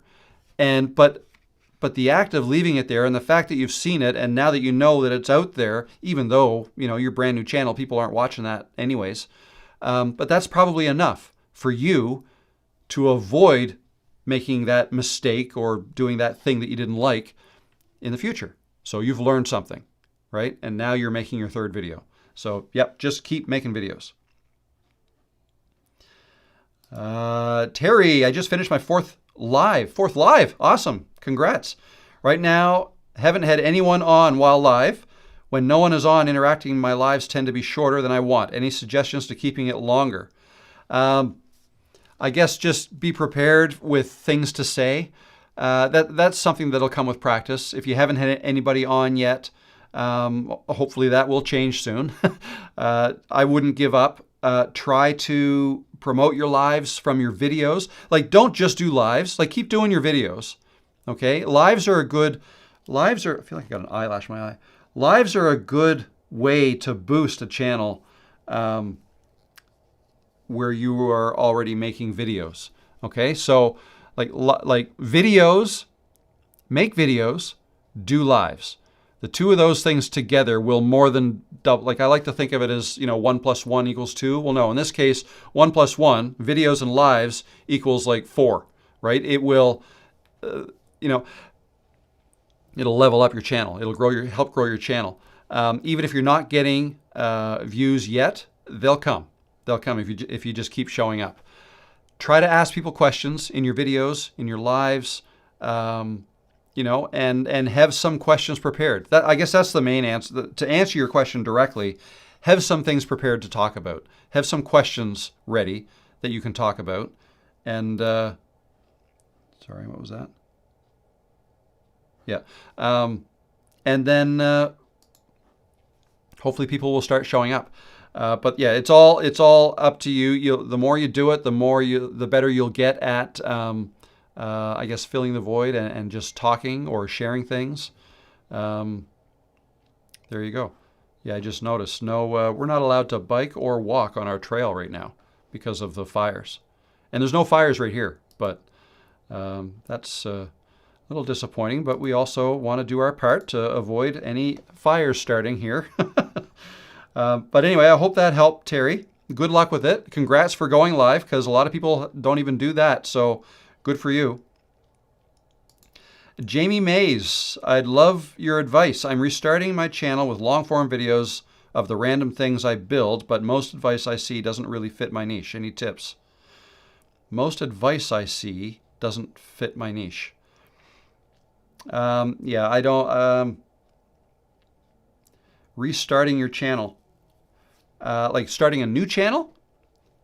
If you're restarting a channel, like you're making new content, if your content's going to be different than your content was before, or better put, if you're going to be making videos for a slightly different audience than you made before, you may not even want to restart that channel. You may want to start a new channel about your new direction. Okay. Oh, Catherine, time to go downtown and do my videos. Yes. Yeah. Right. So, trying to restart my channel. I'm not really sure how to answer your question. Any tips other than what I've been saying? Long form videos of the random things I build. You got to make them interesting, I guess, is right. Not knowing anything about your channel, there's got to be a reason for people to want to watch your videos. So whether you're helping people or showing something incredibly interesting, if you want to help, help give your videos the best chance of success, make sure those first 20 seconds are action-packed, or somehow you're hooking the person in to want to watch the rest of it. Like if you're building something, maybe show like a 3 to 5 second clip of that finished built thing, right? And you can say, coming up, how I built this, and then start your video, right? So that'd be one example of something you can do. But good luck with it. Using a Dynabook laptop, what editing software can you recommend? So I don't know what a Dynabook is, and it probably doesn't even matter. What matters is what's inside it. So video editing apps tend to require a little more power in a computer than just browsing the internet. So like a Chromebook, for example, not good enough. You would need something with a little bit of power. The new MacBook Airs are fine. MacBook Pro is better, right? The more powerful your computer, the faster it'll be able to render.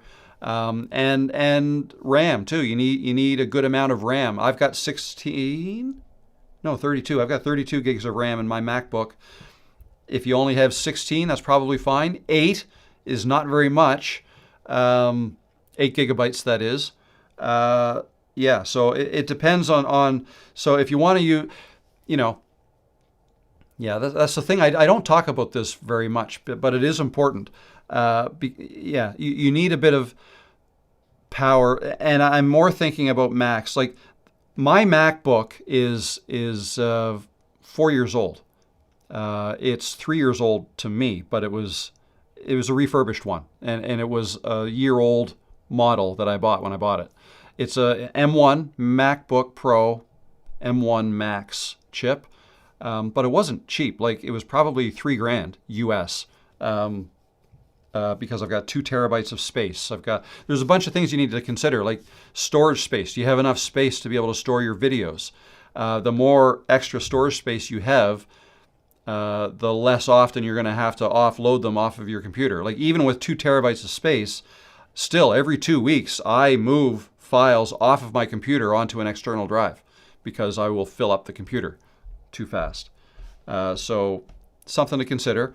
And RAM, like if you have, the name you use, Dynabook, I don't know what that is, but if that's a Windows-based computer, I would say 32 gigs of RAM is what you're going to want for sure. You maybe get away with 16, but that might, things might start crashing on you if you don't have. So yeah, look into the guts of your computer and actually what it has, and then you can go to the software you're looking at, whether it's DaVinci Resolve or Camtasia, and see what you need. Alrighty. Tim Henry, how do you feel about GoPros on outdoor videos over an iPhone? I think they're fine. GoPro would be fine too. If you have a GoPro, use it. Absolutely. There's GoPros that'll take 4K video and 60 frames a second, or even though I only film at 30. But yeah, no, I think that'd be fine. If that's what you've got, I'd use it. 100%. My new MacBook Pro arrived today, and I will download eCam. If I am recording with my iPhone, how do I connect my phone to eCam? What do I require? A cord to connect the phone to computer. You don't need a cord. If you've got a MacBook and a phone, what you do is you go into your settings in your phone and you make sure continuity camera is turned on. That's it. Then, with your phone locked, you go into eCam and it will detect your phone. And then you can select that as the camera to use as your webcam, your phone. Okay, so continuity camera is what you want turned on. It's in the, I believe, the general settings. Go to settings and then general, and you'll see continuity camera in there. That's what you want. No wire required. Hey Jay, how you doing? Do you find YouTube pushes your videos out past your subscribers after 24 hours? Most of my views come between 24 to 72 hours, where the reach often does a 5 times, and I wondered if that was typical. There really is no typical.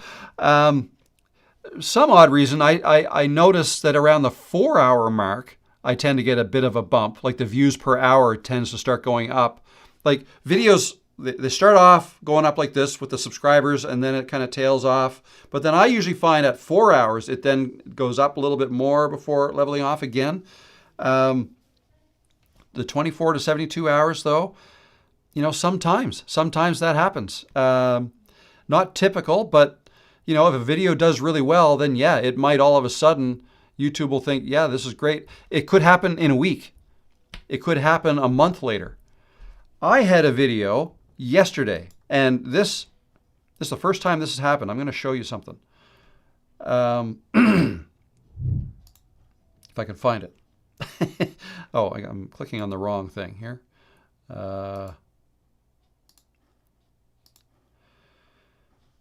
Yeah, okay, so if I showed,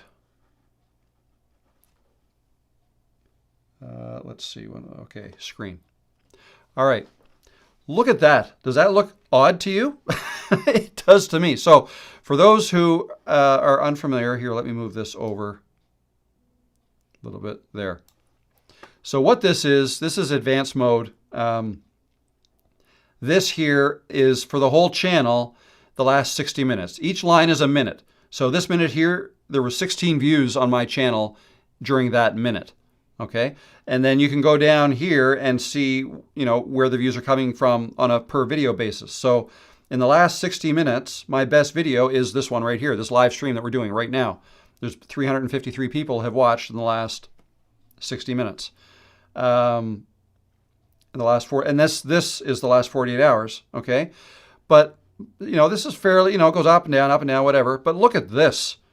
Like, that happened out of the blue. I was getting, this is per hour now, 400, 350 views an hour, 347, boom, boom, boom, 447, 9,800 views in an hour. And then the next hour, 16,000 views. What the heck is that? So now you can't see what that is here. Oh, you can see it here. It all came from one video. So if we scroll down, here, let's sort by last 48 hours. Well, you can see it here, the last 48 hours. This one video here got 26,000 views, and most of that came in those 2 hours. And it's not a video I expected would ever do well. It's this one. It was an hour long. It was the 1 hour video that I made where I answered 100 questions. Okay? Now, let's dig into it. So you can highlight this and now click Analytics. We'll take us to that video. And you can see, let's look at this. So this was consistently underperforming the average. So the gray line here, the gray area, shows what I typically get, right? But this video was the blue line. So it was underperforming. And it had existed for 30 days, 31, and then 32 days, boom. 33 days later, it gets like 30,000 views or 26,000 views out of the blue, and then it stopped. Okay, so this is like, whoa, what happened there? What is this all about? So anyways, if I look at subscribers, I got a similar bump. So it had gained 19 subscribers in the first 30 days, and then like 15 more subscribers yesterday alone when this happened. But if I click on watch time, not much happened to the watch hours. It looks like a little bit of a bump, but not much. Not this kind of a bump. So that tells me that I don't know that these are even real views. I don't know what would have caused it, but it could be a bot, right? It could be somebody sold views somehow. Or like, I don't really know. What I will know, though, is when 6 o'clock comes and goes tonight, or 7 o'clock, usually in the evening, is when the revenue numbers will be updated for yesterday. So right now, I had made $52 on this in a month, on this video, okay? If those weren't real views, then I would suspect there won't be much of a jump from yesterday, because this is making what? It's making like 15, 20 cents a day kind of thing. Anyways, I just thought that, and Jay, your question kind of made me remember this. I just thought it was interesting so that's just an example of what could happen, and we really can't explain it. I can't explain why that happened. It could be YouTube testing it, but whoever they tested it on didn't watch very much of the video. They clicked and then pretty much left because the watch time wasn't there to back up all those clicks. Okay, so we'll see. We'll see what ended up coming of that. All right. Jim over 30, any advice for getting through the YouTube dip? I'm now in that period where the honeymoon period, 20 long form videos, has worn off, but I'm determined to keep going. Just keep going. Any advice for getting through it? Enjoy making videos and get to work on your next video. That's really all I can say. Try new things, right? I'm going to sound like a broken record, but really, if you feel like things are stagnating, then maybe it's time to try something else. I don't mean give up YouTube, but maybe try to do a little bit of a pivot. Try another angle, something else. Try to think of something else your viewers might be interested in that might be a little bit related to what you've been doing, but maybe something a little bit different. Okay? That is what I would try. Is it okay to download videos from YouTube and upload them to my YouTube channel? Not if they're not yours. No, that would not be good. And YouTube doesn't like repetition, right? So yeah, I wouldn't do that if they're not your videos. Can you talk more about videos that can randomly pop off months later? I can't really give you any answers to that. Like, that's kind of what happened to my latest video. It just kind of popped off in a day, like in 2 hours. It was just 2-hour pop. But yeah, no, it can happen. I can show you another example, actually. Something else, if I go back to channel content, bear with me here. It was a while ago, but there is a video that I want to show. It's this one. So this is not very typical, but here's a video that was doing kind of average, maybe the top end of average, okay, for 245 days or so. And now look what it's doing. Now it's starting to take off. Like, it's not like a pop, but right, it's getting like 500 views a day now. And this is almost a year later, like 9 months later. Okay, so in this case, I'm starting to get a lot of search traffic. You can see it right here. Are you seeing this? Yeah. A lot of search traffic coming in for this now, because this is a how-to video, how to make a thumbnail in 5 minutes with Canva. Okay, so some search-heavy keywords there, but it took YouTube a little bit of time before this started to work. It's not like they were waiting, right? It's more, waiting on the results from viewers. And the more viewers that watch it and like it, the more it shows it. And this is just an example of how that can happen. Will this level off eventually? Maybe. Probably, in fact. I mean, Canva might change the way you make thumbnails. The interface might look different at some point in the future, in which case I will probably redo this video, because I know it's a video that's being successful right now. I don't want it to go out of date. Now, this one will go out of date, but I can redo it, right, for 2025. Okay, so yeah, you just, it's good to make some videos that you think maybe in the future might work well in search, and then you just don't know. That's why it's so important. You can't just kind of sit back and watch and hope for something to happen. Make another video, and then make another video, and then make another video, because you don't know. It might be a year before a video that you made pops off.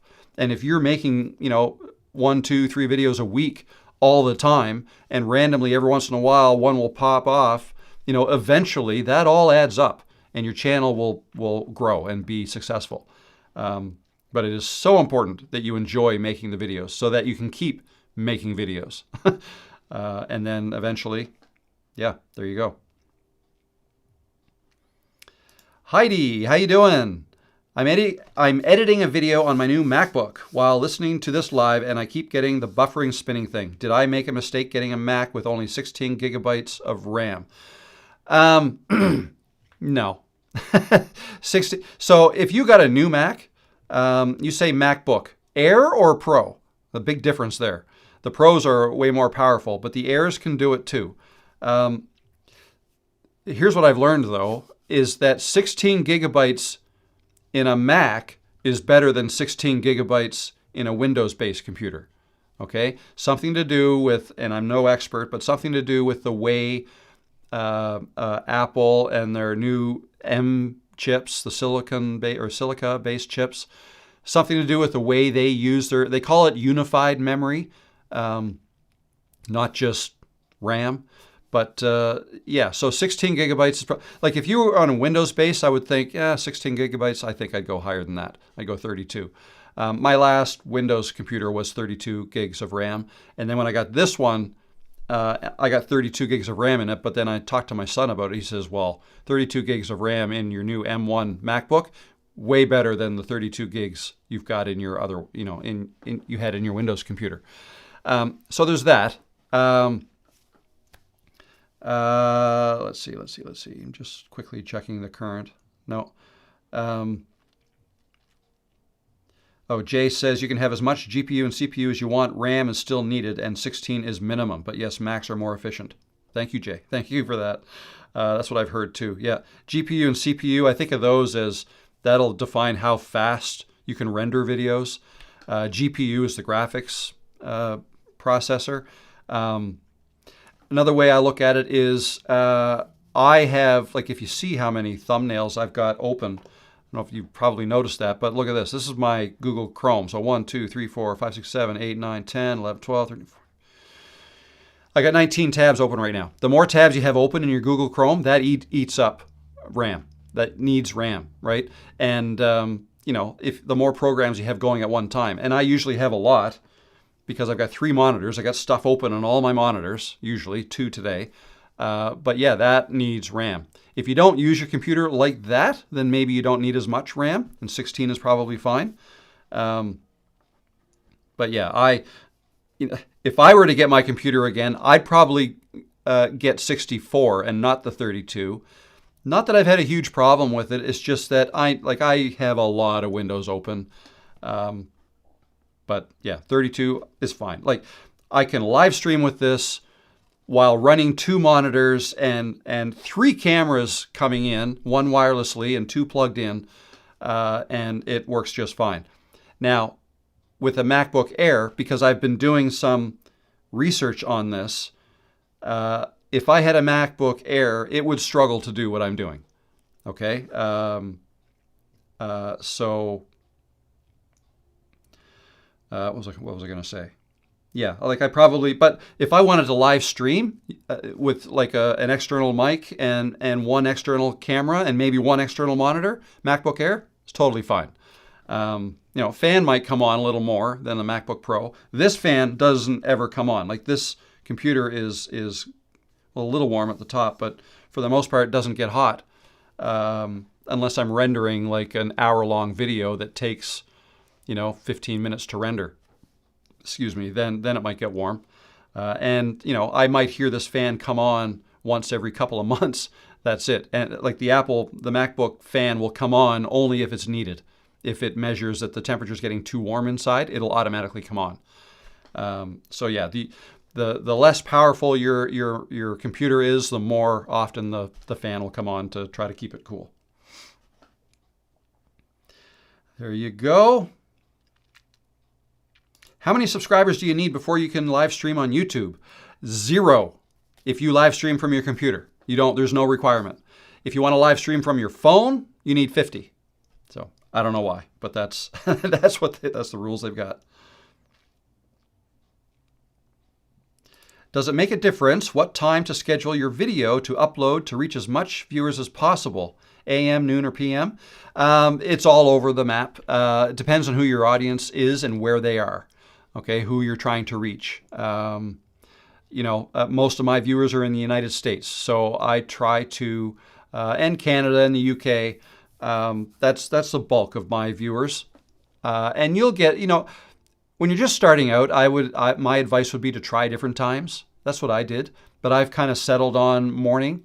Like, you can look at your analytics and see when your audience is online, when they're watching your videos, and try to aim for the beginning of that time. So my audience tends to come online, the majority of them, 9 o'clock in the morning up until maybe early afternoon, so somewhere in there. So I try to, come out with my videos maybe around 10 a.m., right? Try to get as many people as possible. So, but yeah, it's a trial and error thing. Try.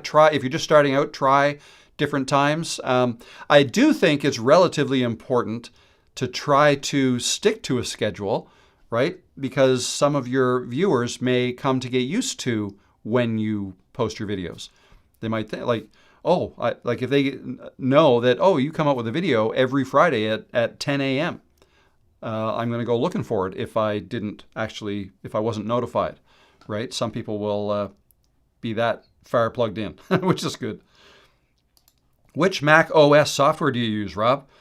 Whatever is current. So I guess I could probably find out if I click this little Apple icon about this Mac. Sequoia 15.6. There you go. I think that just updated too. So yeah, no, mine, I make sure mine's always up to date. Yeah, Apple M1 Max, 32 gigabytes, serial number, Sequoia 15.6. Yeah, there you go. I notice you tend to upload 3 times a week, if I'm counting correctly. I haven't been lately though. What's been the benefits or drawbacks of that for you versus 1 to 2 times? It really helped kickstart my channel. So when I basically hit the ground running hard last March 2024, I was uploading 3 videos a week and doing 1 live stream a week. That's kind of that was my plan. I started with that, and that got me monetized within like 3 months of starting that. March, April, May, June. Yeah, 3 months. My channel was over 3 years old at the time, but I wasn't close to getting monetized. I knew I had to do that. So yeah, it kickstarted my channel. And I was making how-to videos, and I had all kinds of ideas, and people kept giving me new ideas, right? Every time I made a video, they'd say, oh, now can you teach us this? Now can you teach us that? So I was always getting new ideas. So, and because I was going live, every time I went live, I would start the lives by saying, in the last week, I came up with 3 videos, this, and this. And then people would ask me questions about them, and I'd open up and I'd demonstrate how I did it, how I made those videos, and just started feeding off each other. And then I said, like, what else do you want to see me make? I'm planning on this, and this for the next week. And yeah, so, but now, I'm trying to build some of the back end of this business, and I'm working on this mini course for live streaming, and building a proper funnel, and I need to update my website, and it's just some maintenance kind of stuff that I've got to do if I want to take my channel and the YouTube business to the next level, right? So because of all that extra stuff I'm kind of working on behind the scenes now that you guys don't see, I'm not able to spend as much time making as many videos as I want. But as soon as I make that course and get my funnel and the website sorted out, which hopefully by the end of this month it is, then I'd like to get back to making at least 2 and maybe 3 videos a week, because I like making them. I like making them. So, yeah. Is it a sign if YouTube puts ads on your videos if you're not a YouTube partner? Is it a sign? No, I don't think that means anything. I mean, YouTube can put ads on your videos whether you're a partner or not, right? So, it's just that if you're a partner, you can decide to not monetize a video, in which case I think YouTube still reserves the right to put an ad there, but they typically don't. It's my understanding the way that works. If you take your video and you don't want it to be monetized, you don't want ads to be shown. But if you're not a member of the partner program yet, if you're not monetized yet, you have no control over that. YouTube will put ads wherever they feel like it and make revenue from it. So when you say, is it a sign, it might be a sign that it's a video that at least the advertisers are okay advertising on. Might not directly indicate that people want to view the video, but maybe indirectly. So maybe. I've never really thought about it that way. All right, what else we got here? Good sign, I mean. Is it a good sign? It's a sign. Maybe. Yeah, I don't... I wouldn't even know. I guess. So I subscribe to YouTube, so I don't see ads. So I have YouTube Premium, it's called, which means I don't see ads, because I'm researching on YouTube all the time, and so it's worth it for me, for the whatever it is, $15 a month, to not see any ads in the hundreds of videos I watch every month. So yeah, I wouldn't even know if I don't even know what kind of ads are being shown on my videos, quite honestly, because I've never seen them. Premium rules, yes. Yeah, although I think on my TV upstairs, I'm not logged in, or I'm logged in with my main, like my personal email account, not my Rob the Maritimer account. So yeah, is that okay? Anyways, yeah, on the TV, I do see ads. But again, I usually watch down here.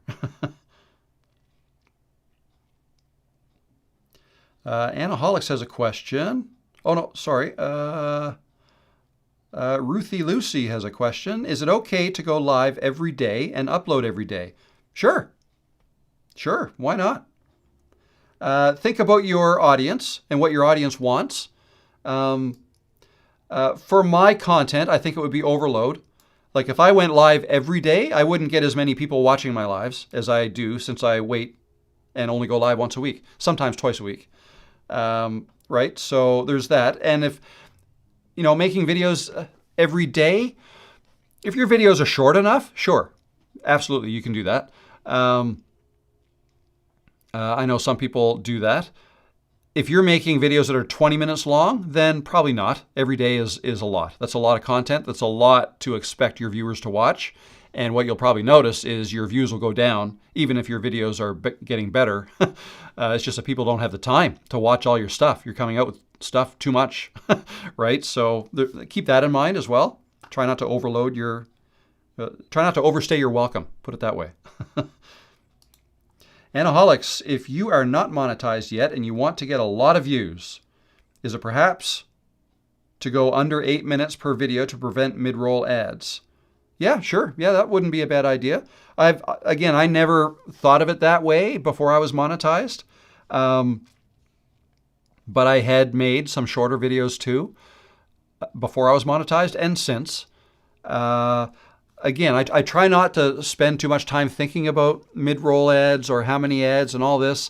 The way I think about it is I'm thinking about my viewers and what do they want. Like, okay, I've given my viewers a 30-minute video, an hour-long video, and then a 1-minute video. Maybe it's time to do something around 15, 20 minutes. Okay, I'll do that. All right, maybe I should do one, maybe like top out at 10 minutes. It's going to depend on the topic too. Right? There's some things I can't talk about for a half an hour. Actually, no, I probably could talk about anything for half an hour. But you know what I mean? If something is fairly simple and straightforward, maybe you don't need any more than 4 or 5 minutes to talk about it. So yeah, think of it that way. Like think about what you want to make a video about, and then make it only as long as you have to get your information across. Is the way I would look at that. But yeah, you may get more views if you go under. But actually, another way to look at this. Let me just get my thought ready. And I know I've gone over 2 hours. I'm so horrible at stopping it at 2 hours. So I guess my question back to you, Anaholics, would be, if you're not monetized, why is it important to get more views? Is it? Because really, isn't the number of watch hours more important than number of views before you're monetized? If you're trying to get monetized, I think that's probably more important. Once you're monetized, then yeah, the number of views is probably more important because that's basically what you get paid by, however many ads are being shown. And regardless of the length of the video, there's always going to be one ad, right, at the beginning. Maybe there's mid-roll or maybe there's several mid-rolls, depending on how long the video is. But yeah, watch hours are more important if you're trying to get monetized, right? So in that respect, longer is probably not a bad thing. But again, I spread it around. I think most of mine were maybe between, 8 and 10, 12 minutes, right? Most of my how-to videos, some were shorter, 5 minutes. But then, one of my well-performing ones was like half an hour, 35 minutes. Okay, so, and it brought in a lot of watch hours because it was a longer video, right? So there's so many different ways you could look at it. Did your YouTuber confidence go up after hitting 1,000 subs? I noticed hitting 500 subs increased my baseline confidence in doing YouTube. No, I don't think mine did. if I'm honest. My confidence did not go up when I hit 1,000.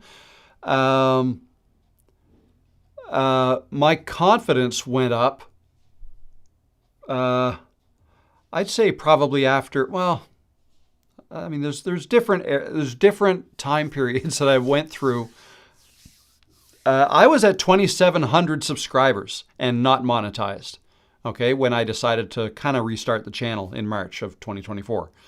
I was already at 2,700 subscribers, but a lot of those subscribers came in while I wasn't making videos.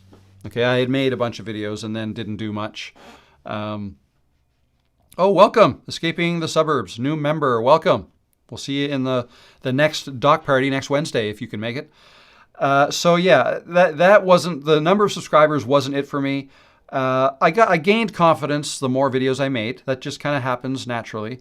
But I didn't really gain a lot of confidence until I ditched the teleprompter and just started talking to the camera. And the first time I did it, I wouldn't say I was overly confident. It was nerve-wracking. I was nervous, and you could see it and hear it in my voice. But I did it. And then that video did really well. That boosted my confidence. Like, wow, I was nervous, but I still did it. You know, nobody died. Everything was fine. You know, the sun still came up the next day, and I got a whole bunch of views, and the video did really well. And that proved to me I can look at the camera and just talk to it, and people will watch, and people want to watch. That was a confidence booster. So for me, it was the feedback that the video did well. And no, it had nothing to do with the number of subscribers. At the time, I think I was at 3,000 or so when I did that video, and then like a month later, it was at 20,000 mostly because of that one video. Yeah, so there you go. Yeah, not the number of subscribers. It's more to do with when I started not using a teleprompter and just talked to the camera. And then the more I did it, I just kept making all my videos that way. And with every new video that I made, my confidence was more and more every time. So I usually have my videos ready to upload late afternoon, but my audience are online early in the morning. Should I schedule them rather than push live at time of upload? Yeah, if you can, Catherine, that's what I would try. Try it anyway. Try that. If it's ready to upload late in the afternoon, schedule it for the next day. At the beginning, like just as your audience is starting to come online, that's when I would try that and see how it works. You might be pleasantly surprised. That's all part of this whole testing thing, right? You try new things. That qualifies as a different thing. Don't publish right away. Wait until most of your people are about to come online, or just, schedule it. See what happens. Michelle Agnew, I'm trying to learn quickly. Frustrating dealing with Facebook live streams and looking to start on YouTube as content creator. I need cameras that can record longer at higher frames per second. Any suggestions? Well, I'll always suggest the phone first. my iPhone will do 4K 30. If you want higher frames per second, it'll do 1080p 60. If you're looking for something that's not a phone, I really like this camera right here, and that's the Sony ZV-E10. It does 4K 30 or 1080p 60.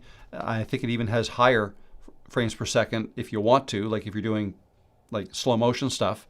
You can spend a lot of money on cameras. Like if you get a full frame, like a full sensor, like the Sony A7S III. I always heard that one. A lot of people use that. But that's like $3,500 US. So that's a lot. That's a big expense. And then you want to put a lens on it, right? That could be another $500 to $1,000. But this, I think, is a good compromise. This is what's called a crop sensor mirrorless camera, the ZV-E10.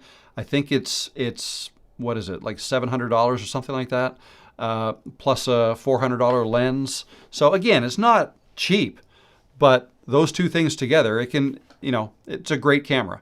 I don't take it outside though. I just leave it here. I only use my phone when I go outside. So there you go. There you go. Those are my suggestions. All right, what else we got going on? Oh, I see Riva is here. How you doing, Riva? She says, I'm always testing a new everything. New upload days, new ways to upload, also new content format. Yeah, absolutely. Yep, test everything. And that reminds me, on Monday, I haven't announced it yet, but I will as we get closer. I'll make a post. I'm going live on somebody else's channel next Monday. It is YouTube Over 40. And I don't know if she's here today. Karen from New Zealand. She quite often has other content creators on her channel, and several of them go on their channel and go live and have a chat. So she and Riva invited me on one. So Riva is one that typically, and I believe Riva, you also stream it on your channel. So yeah, I'm going to join them on Monday. So that's 6 days from now. And I believe, if I recall, it's 6 p.m. Eastern time, which is 7 p.m. for me, which is like the next morning for Karen. So, yep. So, yeah, I will post a link as we get closer to that for anybody who's interested. Should be fun. We had to go out. What waters did you navigate, Rob? What waters did I navigate? Well, I live in Nova Scotia, so we're right on the Atlantic Ocean. St. Margaret's Bay, to be exact, is like a bay in Nova Scotia, very close to Halifax. So in terms of what waters did I navigate, I mean, I've sailed from New York to Halifax, Boston to Halifax. Yeah, did some racing there. So there you go. Hiya from France. Who else we got in here now? Homestead in rural France is here. Riva, Nicola, Introvert in Alaska is still here. I can't wait to watch it. Yeah, it's going to be fun. Life with Miss Donna is here. Catherine is still here. We had to go out. Riva, Ruthie, Lucy. Is it okay to go live using my phone? Yes, it is. To go live with your phone, if you use the YouTube app, you need 50 subscribers on your channel to be able to do that. If you don't have that many, then you can go live on a computer. But there you go. Riva says, what is your biggest challenge as a content creator on YouTube? Yeah, that's a good question for everybody, actually. If we're all content creators here, my biggest challenge is time. I wish there were more than 24 hours in a day. I need my 6-7 hours of sleep or whatever it is I get. But everything else, yeah, I just wish I had more time. I love doing this. So, yeah, I wish I could snap my fingers and have everything built that I'm trying to build so that I could just get outside and make videos. That's what I enjoy doing the most. Make videos, editing them, even though I don't spend a ton of time on them. Yeah, I love the whole thing. Ambitious Angler, cheers from your neighbor on PEI. Welcome. For my channel, I have been putting locations on my titles, and my filmed locations as PEI. Does this mean my audience is narrowed to only PEI? No, I wouldn't think so. But what I think it means is people can search for videos from PEI. I actually don't put locations in mine. I haven't even really thought about doing that. So I don't think it matters a whole lot. Unless people are searching for, right? Like your videos can still be discovered by other people. So yeah, I wouldn't worry about that. Sophia says, what is the thing you least like doing in YouTube, if anything? What is the thing I like doing the least?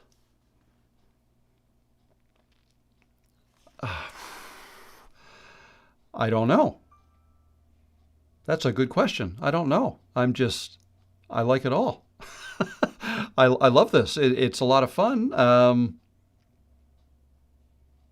No, that's a good question. You've stumped me, Sophia. I don't know. The thing I like doing the least. I can't even think. No, I mean, no, I'm drawing a blank. There's nothing I don't like about this. I mean, sometimes you can get a little bit in your head, like, oh, geez, nothing's working. Like, this is several videos in a row now, nothing is popping. What am I doing wrong? Like, sometimes those thoughts can creep in, and I just have to remind myself, so that, hey, like that, You never really know. Like all you can do is just keep making videos for your audience, keep thinking about your audience, and it'll come. So if I ever start thinking that way, then I can usually get out of that funk pretty quickly. Right? I'll just have a coaching call with myself. we'll go outside, maybe go for a kayak and have a chat with myself, and I'll be sorted out when that's all done. How's that? I feel bad. I'm going to have to put some more thought into that. Dealing with spammers, Escaping the Suburbs says, yeah, that doesn't even really bother me anymore. Well, spammers, yeah, I suppose spammers. So when I first saw that, I was thinking like negative comments, but they don't affect me at all anymore. I don't get a lot, but every day I'll get at least one. But spammers, yeah, that's more email. Like I'll get emails. I will get at least 10 emails a day, 10 to 20 probably, of people who want to make thumbnails for me or want to edit my videos. So that gets a little annoying after a while because I just delete them, block them, right? Like there's, I don't love that, but that's not a big deal. Like I can delete a video, I can delete an email pretty quickly, and it's not something I worry about. Barb is in the house. How you doing, Barb? Hi, Rob and all. Late but here. 6-hour work trip drive. Wow. Have a vid on my non-monetized channel. Want to post it to my new channel. Can I get dinged for copyright, though the video is mine? Yeah, I would... no, you wouldn't get dinged for copyright, but YouTube doesn't like repetition, so I wouldn't have the same... I wouldn't put the same video on 2 different channels. So if you want to post it on your other channel, I would delete it off of this one first, is what I would do. Thoughts on filming just on a GoPro 13? Go for it. Do it. Yep, that's whatever you've got. I mean, people will film on cameras older and with less quality than that one and do well. So that's totally fine. Anita, I'm new to making videos and filming indoors with a Samsung phone. I have a window behind the phone. Window behind the phone, yeah. But sometimes the video fades in and out of brightness. Do you know why this happens? Thanks. That's probably to do with, there's something auto going on there, like auto, what's it called? Auto white, or ISO, right? Auto ISO, like the brightness is set to automatic. So I'm not familiar with your phone. Actually, I'm not even familiar with how to do this on my phone. But if you would go into your phone settings, maybe you need to look up in the manual or use ChatGPT and figure out how to get out of auto mode for those things and set it to manual. Set your brightness, like set it to manual and set it to the way you want it, and then it won't change, right? But like for instance, if I have auto ISO on one of these cameras, when I noticed it when I was filming in this chair one time, some of my older videos, you could see it. Like especially when I was doing the bloopers. So a lot of the bloopers, I would stand up and then sit back down. And just that, me being in the shot versus me not being in the shot, the lighting was different. And so the lighting levels of the whole video was changing every time I did that. And I noticed that. It's like, I'm going to have to change that. And I figured it out. So you just I set the ISO to 100 or whatever, the brightness I want, and turn the auto off, and then that fixed it. What would you suggest if you are unhappy with your own voice? Do you want the harsh answer, or the harsh answer would be get over it. Your voice is your voice. Is your voice is your voice. Like it is what it is. It would be hard to try to fake another voice or try to talk, like try to alter your voice, right? So if you hate, I guess here's a somewhat softer answer. Although it might still be a little bit harsh. You're not making videos for you. Like you don't have to be the one that enjoys your videos, really, right? You're making videos for other people. And regardless of what you think of your voice, that is a moot point. It doesn't matter. It's what other people think.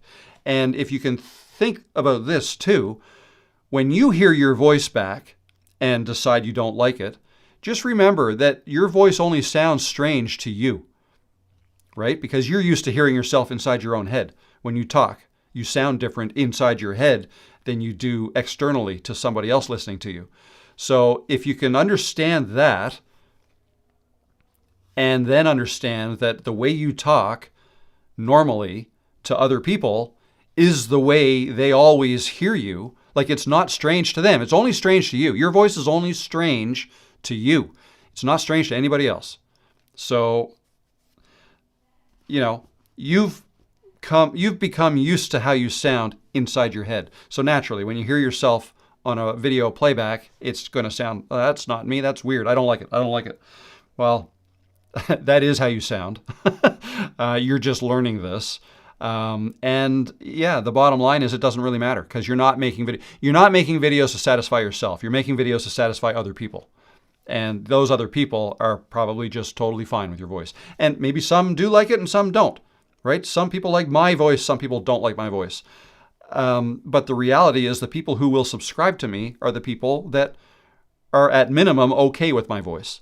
And the same will happen to you. The subscribers that you get will be people who like the way you sound, like your voice, like the way you talk, like the way you look, like what you're talking about, all the things. Even though it's not your cup of tea, it might be somebody else's. So anyway, hope that helps. Monkey Wrench, how much have you invested in your channel? Oh my God, I don't know. I don't want to know. It's my thing. Like too much, a lot, like a lot. I don't really have a way to quantify that because I mean a lot of the gear I have and stuff I got for when I was freelancing on Fiverr and doing voiceover work for other people's videos, right? Like this microphone and the headphones that I have that I never use anymore, and this audio interface. I first got those for doing voiceovers. I used to do voiceover work through Fiverr. Yeah, so that was an investment, but I've earned that money back from it's a business. So, there are expenses and there are revenues and the difference is the profit. And I never really separated, my Fiverr business from my YouTube business. So a lot of the stuff I had, every once in a while, I'll get something else, another wire, another this or that. So, but no, if I were to add it up over the 5 years or whatever, it's a lot, but it's over 5 years. And a lot of that was used to earn income over the years. So small business mindset too. Lighting for wearing glasses. I don't see the lights reflecting in your glasses. Can you show where the light is? Yes. Where's my phone? There we go. So this is my iPhone, okay? Just to show you it.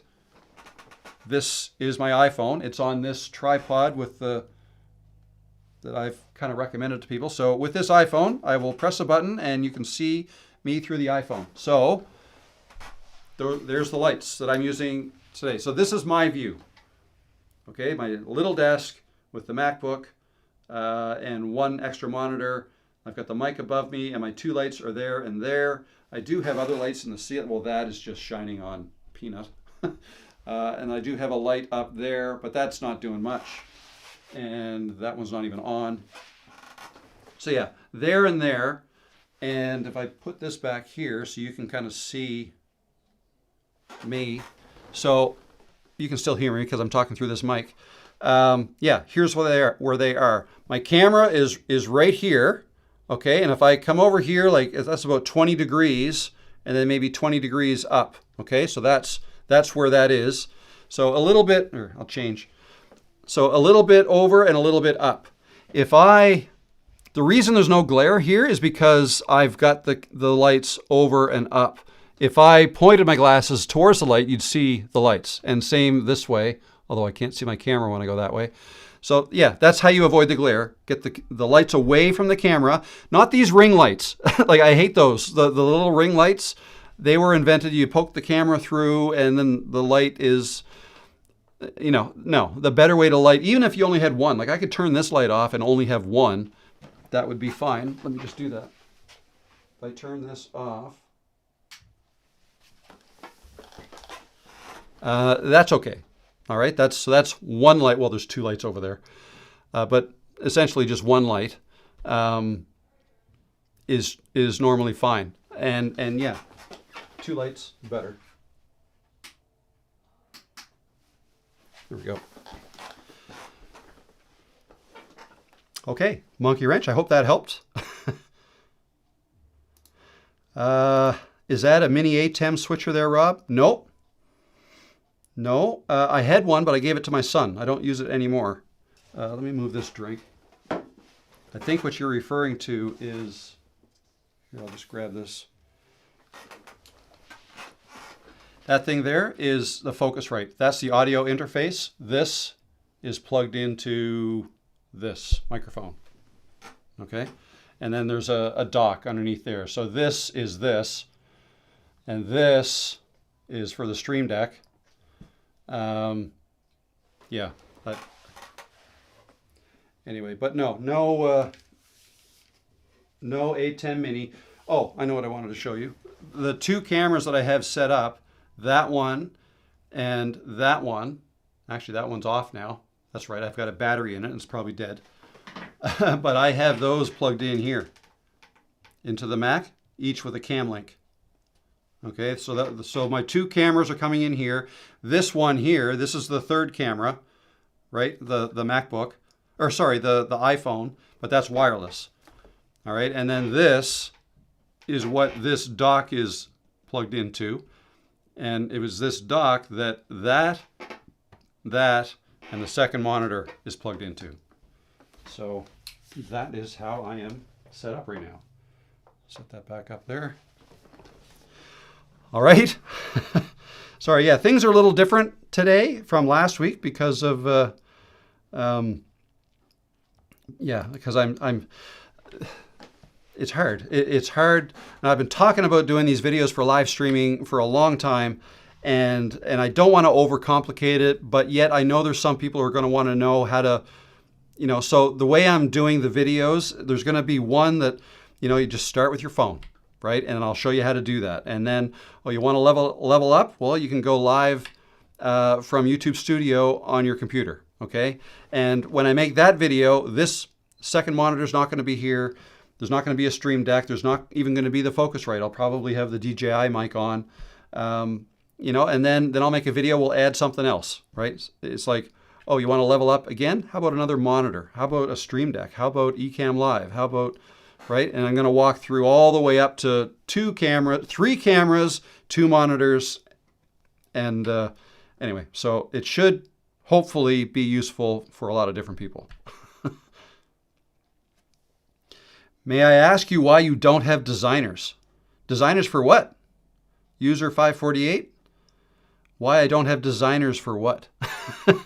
Are you implying that there's something that you don't like the design of that I need a designer I need to hire a designer for? Hey Maggie, how are you? Hey, I'm late, so apologies. I don't know the topic you are all on, but I'd like to know if you can see which videos have lost you subscribers. I can see subscribers gained or lost, but not by what video. I've never looked for that. I don't know if you can. I'm sure you can. I'm sure you can. I'm going to have to make a note of that. Videos lost by video. Maybe I make a video about that, or at least research it so that I can talk intelligently about it. User 548, thumbnails. May I ask why you don't have designers for thumbnails? I'll tell you, because it takes me 5 minutes to make my thumbnails, and I don't want to have to wait for somebody to make me a thumbnail and then me not like it and then have to change it. No, I don't need anybody to make my thumbnails for me. Yeah, making thumbnails is dead easy. And I would suggest anybody out there, you want to save some money, make your own thumbnails because they're not hard to make. All you need is Canva, and you can use Canva free to make them. I just take a screenshot of my video. That's the base of my thumbnail. I'll add some text with the help of ChatGPT as to what text will work. That's all you need, right? Yep, so that's why. All right, what else we got here? Your thumbnails are working, Reva says. Yeah, I think they are.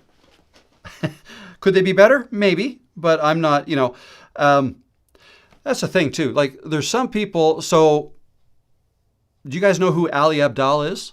YouTuber with, I don't know how many now, like millions of subscribers. He's great. He was a doctor. He stopped being a doctor and became a YouTuber. Very smart guy. Talks fast. I find he talks a bit fast for me, but he's just full of information and it's good stuff. But he's got a team, like millions of subscribers, and he gets hundreds of thousands of views regularly, millions even. And he's got a team, like a large team of people that help him with his business, courses and all this stuff he's got going on. That's not something I'm trying to do here. I'm not trying to grow a big conglomerate, YouTube, huge business.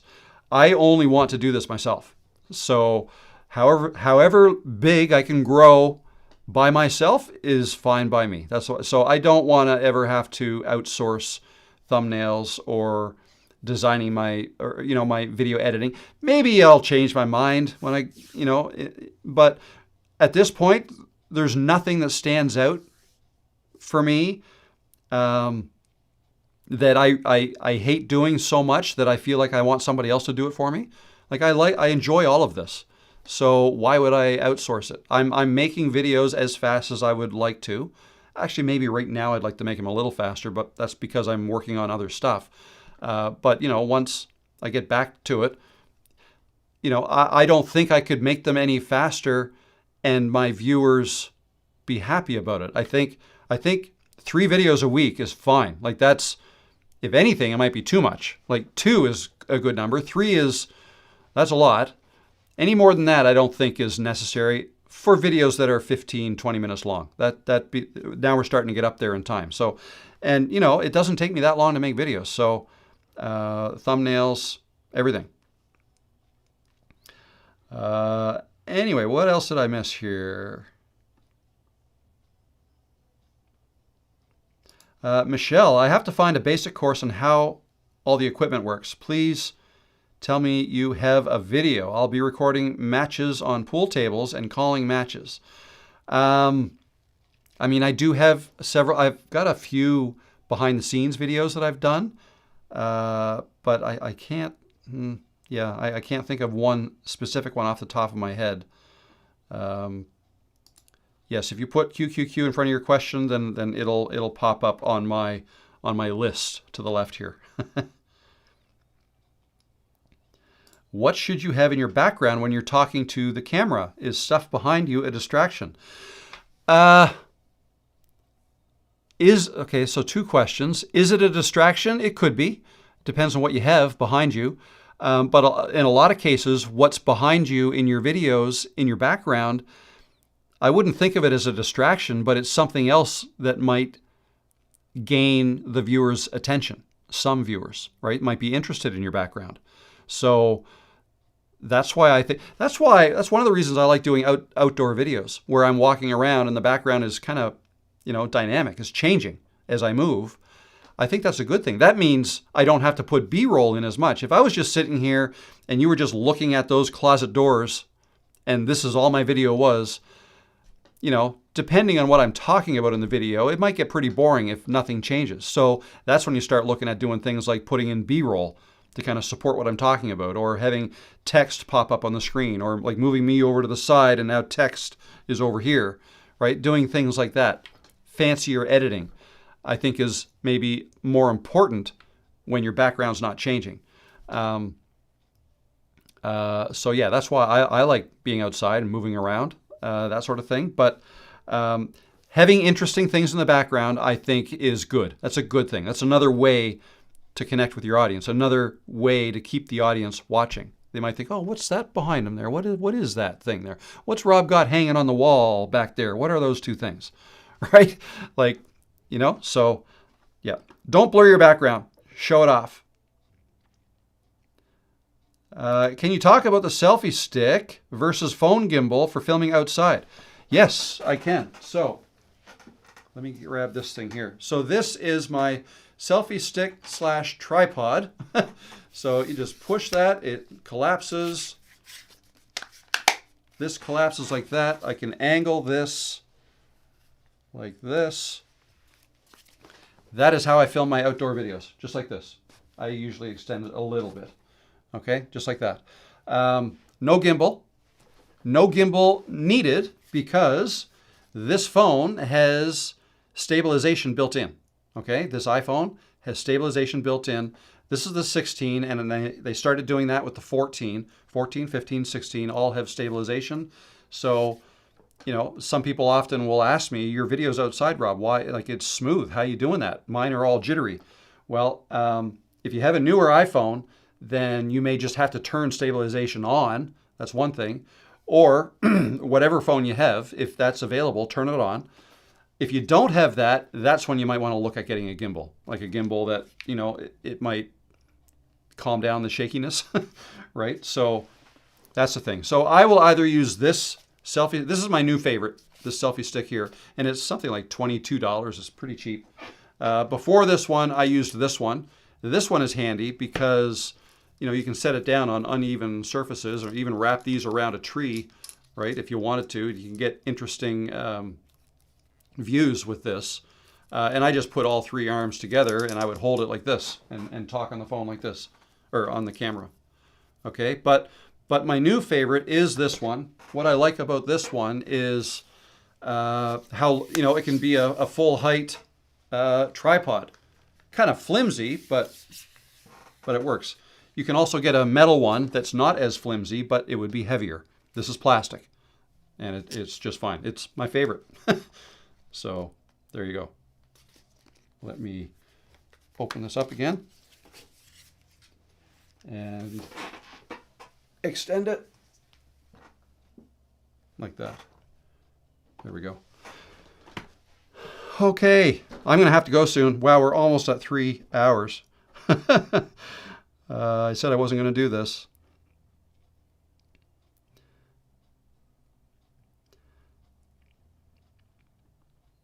All right. When you will publish this video, will the chat be available? Thank you. Yes, it should be. The live chat replay should be available.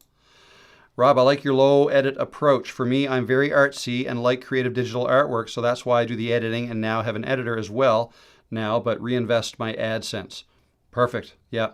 Yeah, it's you've got to like doing what you're doing too, right? Like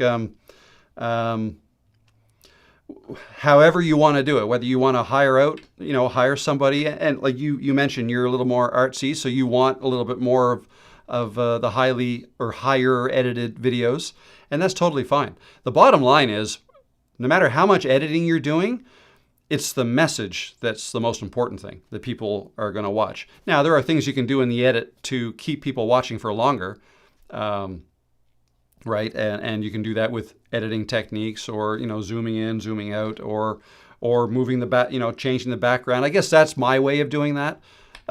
A way I can justify not editing so much is by just grabbing my phone, going out for a walk, and walking around. Now my background's always changing because I'm walking. So, yeah.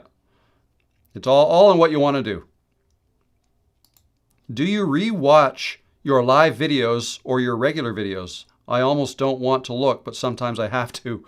I don't re-watch my lives because I just don't have time.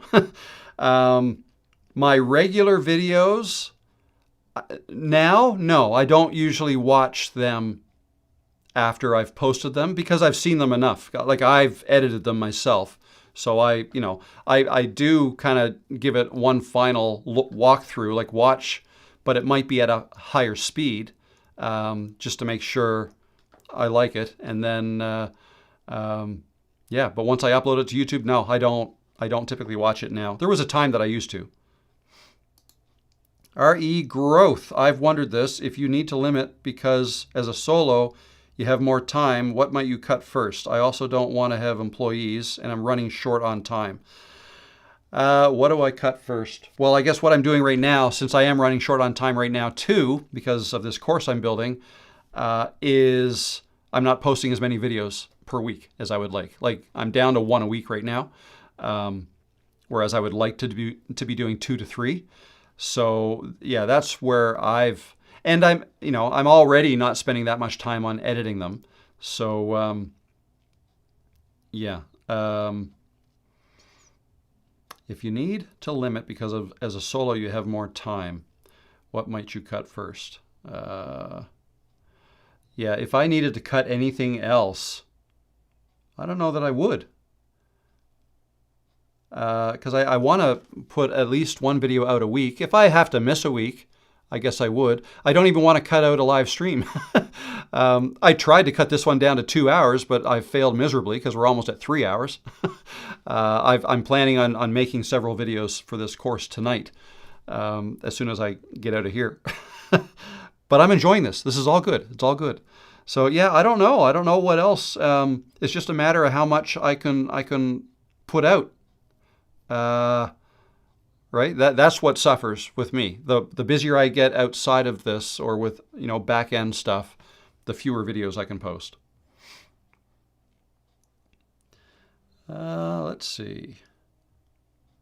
Casey Neistat said he never rewatches his videos, which I found interesting. Yeah, well, it might be a time thing too. Like when I first started, I always did. In fact, I advise people to watch their videos. If you've got time, watch it through and figure out what you like and what you don't like. I think that's a great exercise to go through. I guess I'm to the point now where, I kind of do that while I'm editing, I guess. So killing two birds with one stone.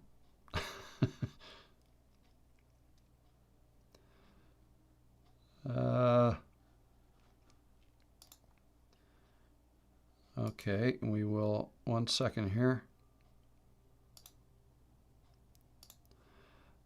Okay, let's take care of that. Thanks, Rob. No problem. Fabulous Live. No problem. I hope I didn't miss too many questions today. I probably did, but I'm just kind of going through the current chats now. All About the Alternative is here. How are you? I make and edit all of my videos too. Awesome. Yeah. I think it's important to at least start out that way so you know.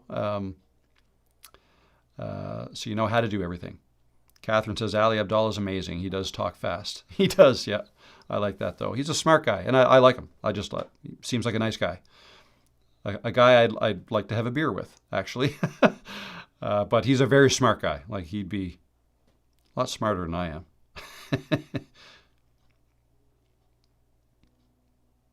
Heidi has a question. How does your phone attach to the selfie stick? Yeah, I will show you that. So mine is a little bit different. Where is that other thing? Oh, this desk is a mess. It's going to take me a long time to clean this up. Okay, so yeah, the way mine attaches is with the quad lock connection. So it came with, this isn't the one, but this selfie stick, when you buy it, comes with something like this for a phone. Okay, something, not this one, like this one I had, the other one. But anyway, something like that you can put your phone in. But, I didn't like it. It's not quite as strong as what I have. And the reason I have this different one is because my phone has a specific case on it because I like this for my biking. So I have a quad lock case on my phone. See that? Quad lock. And I have a quad lock attachment on my bike. And so I can put this on and it becomes my speedometer, right? I can see how fast I'm going, how far I've gone, all that stuff. And I've had a quad lock case, like I think I have 4 or 5 of them over there for all my, like I've been using quad lock cases for over 10 years, 15 years. Okay, so when I found that quad lock has a tripod attachment, I couldn't resist. So that's what this is. If I take this off here, a little screw in the top there, that's how these attach, right? A little screw at the top there. And this just attaches there, and then this is the quad lock attachment. And I don't know if I'm demonstrating this well enough, but if I put this here, that just,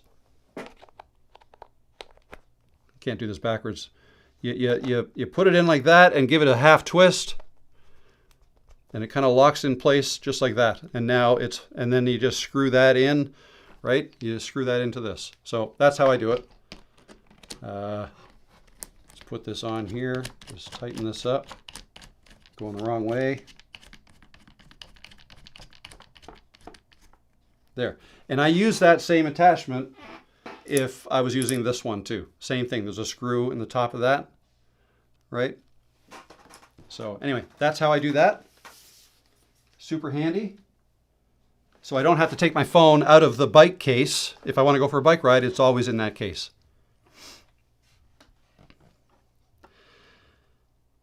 Alrighty. You know what, guys? I'm going to have to go. We're starting to get some spammers in here, so not going to be able to do that. Yeah. So anyways, I'm going to go. Thank you, guys. I hope you enjoyed this. If you have any other questions after this is over, you can always leave them in the comments below.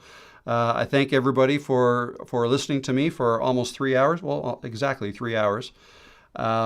What's coming up? I may have a video out before the end of the week. I haven't made one yet this week. So either tomorrow morning or Friday morning. Probably Friday morning. Probably Friday morning. I'll try. But that said, one last little question here. I want to change my channel that is not active to a sewing channel that is tutorials on sewing. Anything from toiletry. Shall I focus on one? I'm not sure what your question is, but focus on one topic. Yes, you want to focus on one topic. Otherwise, if you come up with a video that's for a second topic, all the subscribers you got for the first topic, they're not going to be interested in the second topic, more than likely, right? So then, your channel just won't grow as fast, if at all. So that's why it's important to focus on one thing. So I hope that helps. Anyway, that said, guys, I'll be back here again next Tuesday live. But before that, look for a video maybe Friday morning. And in the meantime, I hope you all have a fantastic week and a great weekend. And yeah, cheers. Have a great day. Thanks for watching. Bye, guys.